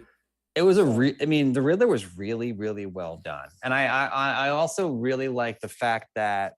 Oh, that's a good point. Real quick, before you get into that point.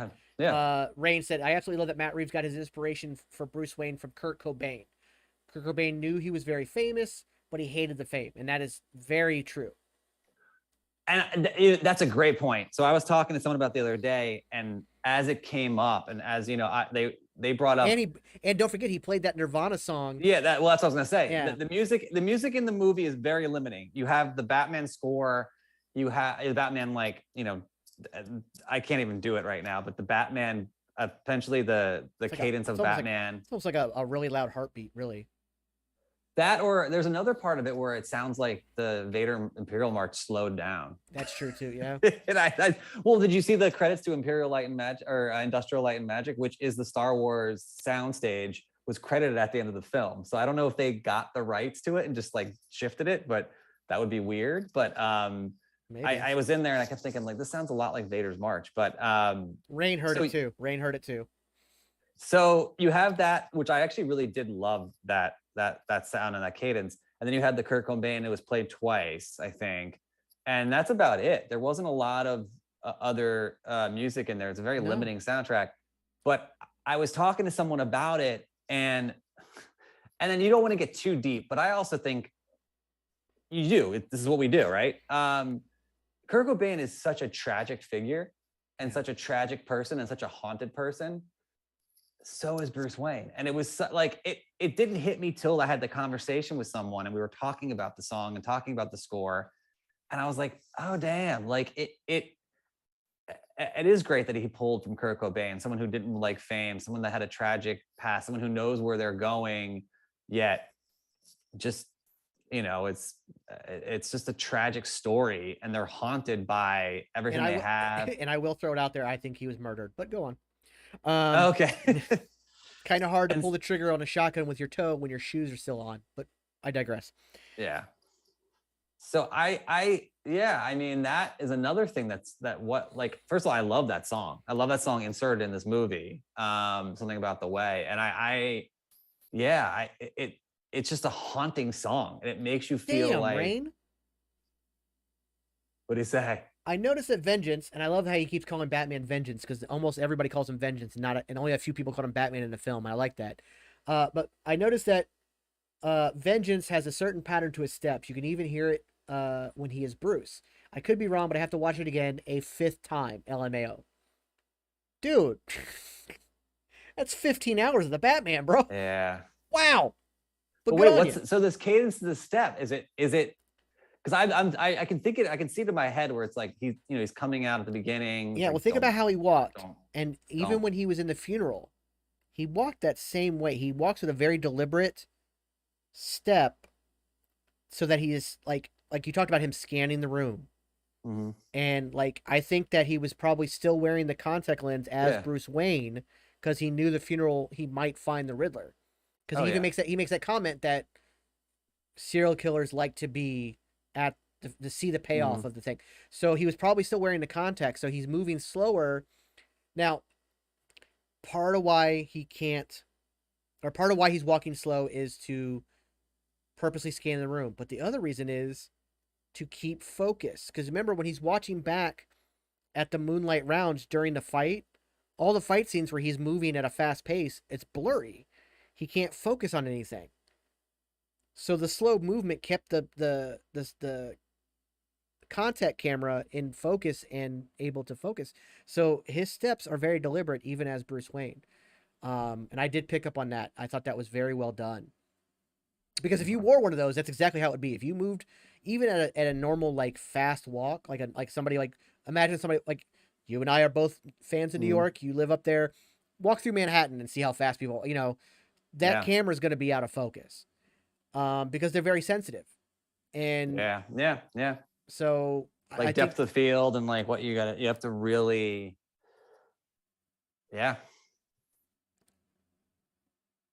absolutely record for evidence. Do it, but it definitely was what he was doing, was recording for evidence, even in the funeral scene, so he could review it later.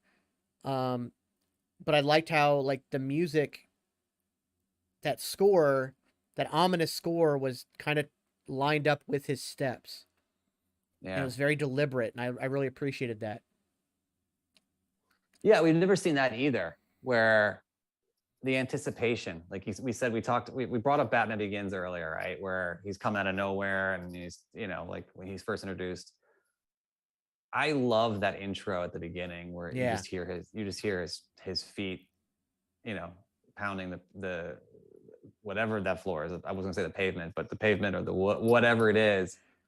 But and also it's but think about this. Think about this with Batman. We heard every step when he was walking into that crime scene, right? Yeah. And loudly, in a way where the cops were kind of intimidated. You know what I mean? But when he's in the shadows, we don't hear him at all. So again, those steps are very deliberate. Yeah. Because he could obviously walk through that crime scene without making a sound if he wanted to. But he doesn't, because he doesn't need to. He needs to be known that I am the most important person here in this room right now. Fear even with the people he's working with. Yeah. And I think that was important. Oh man, there's so much we could dig into on this movie. It's crazy. Well, one thing we've not really touched on, and I want to touch on more, is Zoe Kravitz and Catwoman. Okay. I think we've not given her a fair shake when she damn near steals the movie. She is so good. Yeah. She plays it so well. She is of course I love Michelle Pfeiffer as Catwoman. But I think the best version of Catwoman we've ever gotten on screen, we got in this movie. Yeah. Because 100%. She's not a hero. She's not a villain. She's not even an anti-hero. She is just looking out for herself. Well, and her friend. Originally, yeah. Like the people, when I say herself, I mean her circle. Yeah. And she tries to bring Batman into that circle because there's obviously chemistry there. Mm-hmm. Oh, that was something else I want to bring up. Thank you for bringing that up. And we'll get to that in a second. The hallway scene. It was done with a lot of practical effects, which I appreciate. Yes. Yeah, they were supposed to do CGI, I saw, and that they didn't want to do that. They decided not to, which I think is great. And I think I want to dive into that first, and then we'll jump back into Catwoman. Is it really becoming a superhero trope to have hallway fight scenes? Like, you got who was the first? Was Daredevil the first one? Daredevil season 1, episode 3. Yeah. And then season 2, episode 3. And then season 3, episode 3. And then we got the elevator fight scene with Captain America and Winter Soldier. Crazy. DC has done it. It's becoming kind of a trope in superhero movies to have this hallway fight scene. Mm-hmm. But it all starts with what, Oldboy, right? It starts way before that. The original version, the Korean version. It was Korean, right? I mean, this one, I see the comparison and people have been making the comparison. I see it, but I don't see it. The thing about the Daredevil scene that was amazing, I just got a flashback in my head. God, what a good scene. Is he's in command of that, but he's also not. Yeah. And he's getting pushed. I think what was closer to that scene logistically and logically was that the first scene we got where, he's getting hit and he's going after, he still ends up on top, but that hallway scene where he's taking the gunfire or whatever, that wasn't even a contest. He just beats the crap out of them. Yeah, no, I don't think it doesn't compare, obviously. That one was weird for me too, because it almost felt because we saw him take a shotgun blast head on later on. And again, you can be nitpicky. And I think we've been spoiled with Marvel with and other things with all the little details. And he takes a shotgun blast head on, which I'm sure, but he's taking fire and he's like Superman. He doesn't even flinch, which I thought was a little. Well, I think that I thought it was cool as hell. I also think that part of it, I think it goes to his fear. And I'm sure that he probably trained vigorously in the costume, probably having Alfred shoot him over and over and over again so that he's not flinching to gunshots, because it creates fear of this, oh my God, he's not human. Yeah. Because the whole point of Batman is that he's supposed to be, this guy's not human. But then a shotgun blast at literal point blank range, I don't care how much armor you wear, it's going to knock you on your ass. It's going to knock the wind out of you. And this is after getting others, and I'm sure those shots probably hurt, but he's learned to deal with the pain. And I'm so I didn't have a problem with that. I actually appreciated that. But I also appreciate the fact that where the shots are hitting, because people are firing so wildly, they're mostly hitting on the kind of outskirts of the armor. Yeah, you're right. You're right. And so that was I think that when the shot was planned, it was very deliberate of where the shots were hitting, and then for him to get hit right here Center with that mass. shotgun blast Yeah. at like as close as my microphone is, like it was just yeah, that's gonna take and that's after getting hit with other shots and getting punched around and getting hit with different things, Yeah. getting knocked off. Yeah, he definitely so I understood that, and and I heard of some other people that are like, oh, I don't really like that he's just kind of like walking through bullet shots. I'm like, it's one of those like negative space kind of things that I'm making the assumption, but I would assume that one, he tested the armor obviously when building it, but he also practiced in it because part of his whole thing, his main thing, is fear. Yeah. And so what's more frightening to have somebody in this costume coming at you, and then you're shooting them and they're not even flinching. They're still And like I said, coming I at think you. it's badass. It's reminiscent a little bit of Black Panther. You know, obviously that suit was just like vibranium is meant to absorb it, and so he's essentially not affected. And with the new suit in Black Panther, he's able to like return the favor, you know, with the kinetic energy and stuff like that. So it's reminiscent of that. But yeah, I mean, look, I like I said, as it's badass enough that I can let it go and be like, whatever, because it's the Batman you've always wanted to see in those kind of things. So it doesn't make or break the movie for me at all. Yeah. Yeah, he's a juggernaut. That's absolutely right, Rain. Absolutely right. Like he just will not stop. And I think that's kind of like the whole point of the fear. But then like the reason that the Riddler gang in the end started to like they were scared at first, but as more and more attacked and is like, oh, this guy's human. Yeah. And so that's why it got more relentless. And so that I appreciated. So let's get back to Catwoman because I want to bring this up. Mm-hmm. I like that her whip was seen, but only like after being used. Like when she used it, like but like you saw her rolling it back up. You didn't see her actually use it. Yeah. I like the tease of it being there, but not used yet. There has been talks of her possibly getting a spin-off show or movie that's going to focus on the Win in Rome storyline, the spin-off story from the Long Halloween. Okay. Where she leaves, goes to Italy, and does all that, or goes to Rome. Sorry, I went in Rome. And that's because she left and she was leaving town. Mm-hmm. You very well could do that, but I think Zoe Kravitz gave us the absolute best Catwoman we've ever seen, and she was so badass. And like her emotional turmoil when she was trying to kill Falcone, had that guy from the cop, the crooked cop from the from Penguin's Club. I forgot the name of it.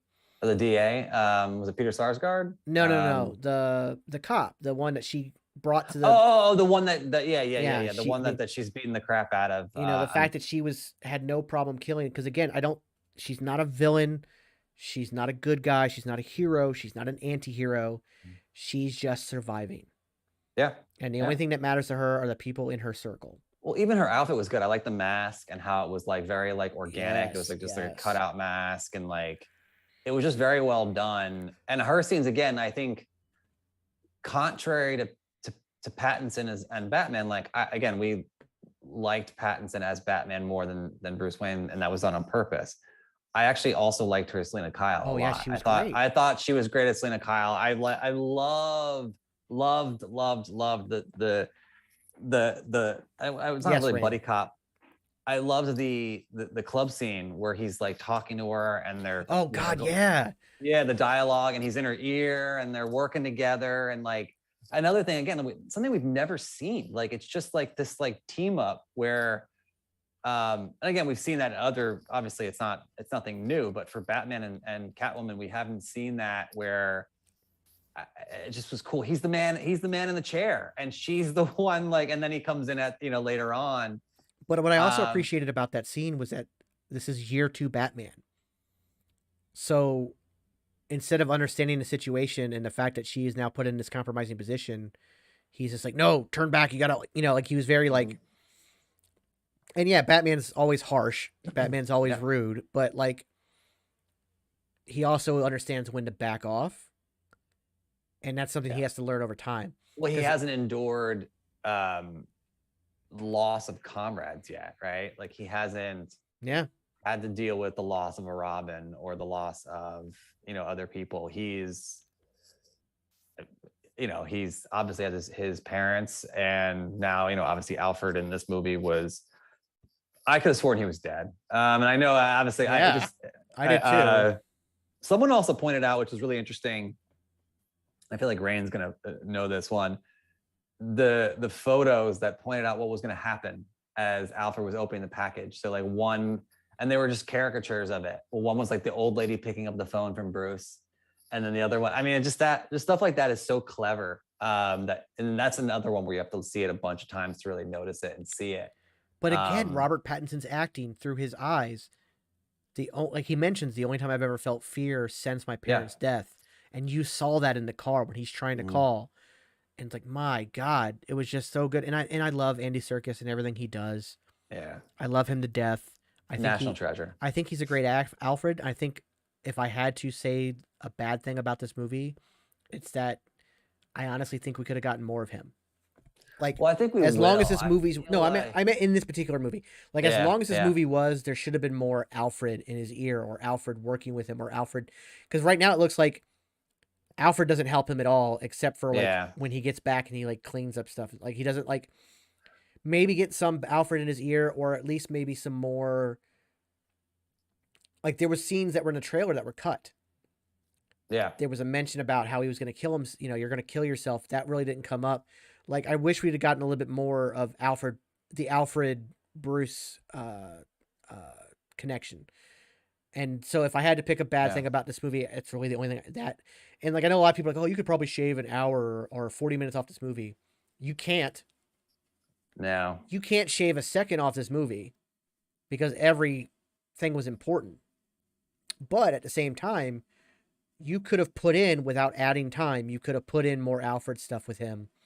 Like when they're in the Batcave, there's a lot of time of him just looking at stuff. There could have just been more interaction with Alfred. Like, even like, I think maybe pushing, like, even if you want to have like, because the whole thing was Bruce Wayne was pushing him away. You're not my dad. The whole Wayne, like the cufflinks thing, like that interaction was amazing. Like, did you steal these or did you take them off? Like, where did you get, Well, he's like, are you a Wayne? He's like, your dad gave those to me. Like there is kind of like and again, Pattinson, I was to say Pattinson, again, it's a good job where you kind of start to dislike Bruce Wayne a little bit with some of the stuff he says and does. And again, he's obviously, it's because he's just not paying attention to. He's consumed. Yeah, he's consumed with Batman, so he doesn't really care, and he's just like, he's just like, it's almost like he's just like blurting out stuff without thinking. And it was very much that teenager stepdad relationship. And I think if we'd have gotten more conversations between the two of them, instead of just having Bruce looking at screens and quiet, I think if we'd have gotten more Alfred down there, I think it would have helped the film. And I think that, again, you don't have to add any time. There was you got it with the drive thing, right? So there could have done more of those where, obviously the thumb drive clue where Alfred's kind of working on it, and then Bruce is the one who kind of cracks it, and he's like, take these away and move that away, and just, he's kind of just like assisting him. So he's not, he's there and you can plug him into things. So yeah, I agree. And I've heard that other people have been like, yeah, I wanted to see more Alfred. I don't know if that's deliberate where they're going to do more with him, even though. Well, I mean, they did set it up with the whole injury and everything. He's like, look, obviously I'm a part of this too, and you're not going to quit. And now the city needs you. So I'm going to be more hands-on with this. So in the sequel, we could get more, and I would appreciate that. I just think we could have gotten more in this film too. But on the opposite side of that, like where he's trying to help and he keeps getting pushed away. Yeah. Yeah. And I think that, so that would have made more sense, because the next film, after almost losing him and realizing that, oh, I need to do more for this city and I'm going to need help to do it, then he brings, he allows Alfred to help him more. It would make more sense if we got more. We got very little push away. We got some, but he just came off as an asshole versus like, no, I'm doing this on my own. It's on me. He's like, no, the Wayne name and this city mean just as much to me as it does to you, Bruce. So there was like, that was a very, that is my one, and that's part of why I give it, like I said, an 8.5 out of 10. I agree with you. 8.5 out of 10. Yeah. Yeah. And And I unlike think Rain, I don't think it has this much rewatchability, but 5 times, Jesus Christ. it's crazy because look, I mean it's talking about it. I kind of want to see it again now. I'm not Yeah, gonna I do do it. I'm too not now. doing it.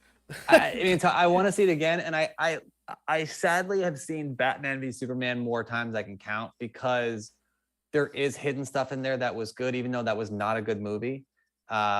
It could have been a really good movie. It really could have been. There was a few things missing from there, and a few, tweaks here and there, and some changes, major changes. But like, there was a kernel of a really good movie, and I think I don't know when you're trying to discover and learn something more, you watch it again. That's why I did Batman v Superman. So I've seen the Snyder cut, not the Snyder cut, but the extended cut. It was a Snyder cut. And yeah, I could watch this again, and I probably would call out more things, but I also probably like claw my eyes out with Catwoman's fingernails by being like, I can't do this one more time. That is something else too, which her nails, like a lot of people didn't even catch it. The realism of They the just nails. they just look like long pointed nails. No, they never broke because they were a specific, like they were done on purpose. Like she had a particular type of nail done, and they were like damn near titanium nails. Like they were legit nails. So that was pretty good. Rain brings up something. This is something else that kind of like, and again, this is why I have to go back and read The Long Halloween and maybe the Court of Owls story, which dove into the history of the Waynes. The fact that Martha Wayne was institutionalized. I thought that was really interesting too. I like that. I also thought I don't know if I did. Vulnerability. But... Really? I actually like that. And it made me want to see more of it. I mean, I've been, and I don't know why my head goes this way, but I've been screaming for Star Wars Legends content for years, like the Old Republic, because I think it's so fascinating as a Star Wars fan. Yeah. There's so much good content from that era. And I know it's some of it's legends and some of it's not like canon or whatever, but at this point, whatever. But I feel like that is something new that we've never like that she's in Arkham and then going into her history, and then that she had a mental illness, and that it also shows that I do think in Long Halloween it does turn out that her maiden name is like Arkham, and it was part of like, it almost seemed like an arranged marriage because it was the two biggest families in Gotham coming together kind of thing. I think that was part of it, and I think the Court of Owls touches on that more. I need to reread those. Yeah, if I remember correctly, but I just don't remember the whole mental institution thing. And I'm like, I mean, is that a play on the whole Flashpoint paradox where Martha Wayne becomes the Joker?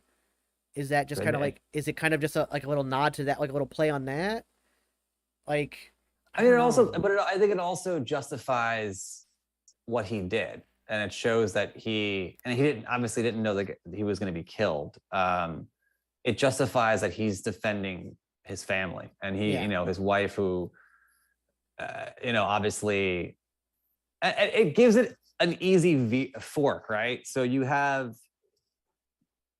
could see it both ways from two different sides. So that scene in the hospital with Bruce and Alfred, it's easy to see why Bruce thought he was just protecting his political career, because you could see it one side, and then for Alfred to say, no, he didn't care about that. He cared about Gotham, but he was actually going to drop out of the race. He was going to drop out. He cared more about your mom, and who knows what that coming out would do to her, and if we don't know the backstory. So I like how it's an easy shift. So I think that was the device there, and it was kind of like, so maybe that was more to pat on that, because obviously otherwise it's, what else is Thomas Wayne gonna do something like that for? It's not for family, So I think that was the point there. I look, and you don't want to change the source material too much, right? I think you don't want to get into a realm, even though I do think it's fun to have new, because at a certain point, what can you do? Yeah. You run out of ideas. I did kind of like the idea of like Thomas Wayne not being great. Almost like we saw that, the Joker Thomas Wayne, who was kind of an asshole. Well, speaking of that, Rain mentions this, is like he mentions that Joker movie, and it was like, didn't Joker's mom end up in asylum as well? Like, yeah, she was. And I think maybe that's why it kind of triggered me in a sense. I'm like, because it was kind of like the last story we got with the Waynes had a mom in an asylum and then to do it again. But I get where you're coming from with that. And I don't have a problem with changing source material either, because you have 80 years of Batman comics that have been retconned. There's no way to count. His origin has Yeah. changed. Like everything has changed. Like the Court of Owls changed everything. Yeah. So I mean, look at Hush versus the Hush animation, where Hush becomes the Riddler. I think, yeah, I think there's different flavors for everyone, and we've seen this happen. And I think the Joker was a complete epitome of that, where it's a totally different, isolated, movie that's for different people. Same thing with this Batman, right? Like, I think this Batman more blends into people that also like things like the MCU or the Dark Knight trilogy, than like something where, a film student can go watch the Joker and be like, oh, this is beautifully done, and I see some Hitchcock here, and I see that, it's different. But I just love the fact that there's trying different things. We talked about Peacemaker earlier, and I think it's nice to see different iterations, where the people are just trying different things out, and if it doesn't hit, that's fine. That's totally okay. I thought Eternals there's some major story problems in that movie. The character development I liked, and I liked some of the characters that were organic and diverse and different. And I also think that's another thing that I haven't touched upon too much, that I really enjoyed the diversity in the Batman, because it just was. So the characters weren't defined by diversity, which I think is really nice to see, because that's what we should be doing, and the world we should live in. Is it shouldn't be like, oh, whether it's even a good or a bad thing, it should just be. And so, Jeffrey Wright being Gordon, no one said anything about him. I mean, fans might have, but like no one in the movie, it wasn't really alluded to the fact that, oh, they changed the backstory of him. He was just a great actor doing the role.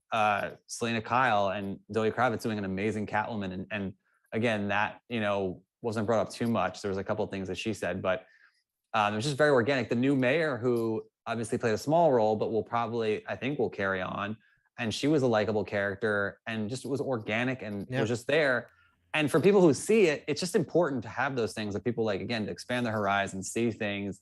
And I think the more organic and the more, because there's a lot of movies and shows that I see currently, and you're just like, the narrative that they're, and it's not digestible. This movie is digestible, and it just normalizes things that it should normalize, which I liked. Yeah, and I think that it's all over TikTok right now. There was a guy who made a YouTube video after his review of the Batman, and he literally said that there was not enough white people in the movie. And oh my god, yeah, that's just a moronic take. That's stupid. It doesn't matter, because we live in a world where it's not 100% white people.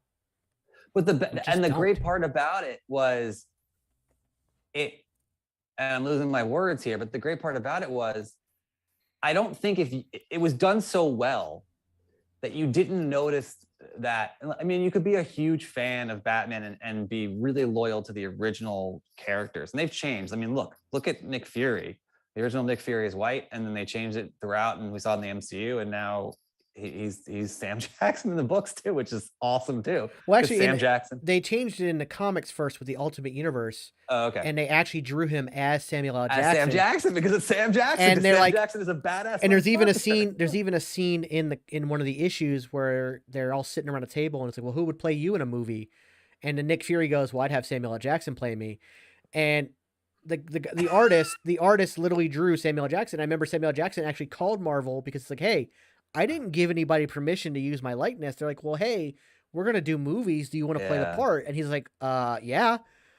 So that's how that all came to be. But I mean, that's legend. I mean, literally, you're an icon when there are people taking your likeness and putting them into major characters, because you're just that badass. Like, well, it's like in The Boys. No other way to it's put like it. in The Boys, the character of, oh God, I forgot his name. The main the kid whose girlfriend gets killed, and he ends up joining up with the boys.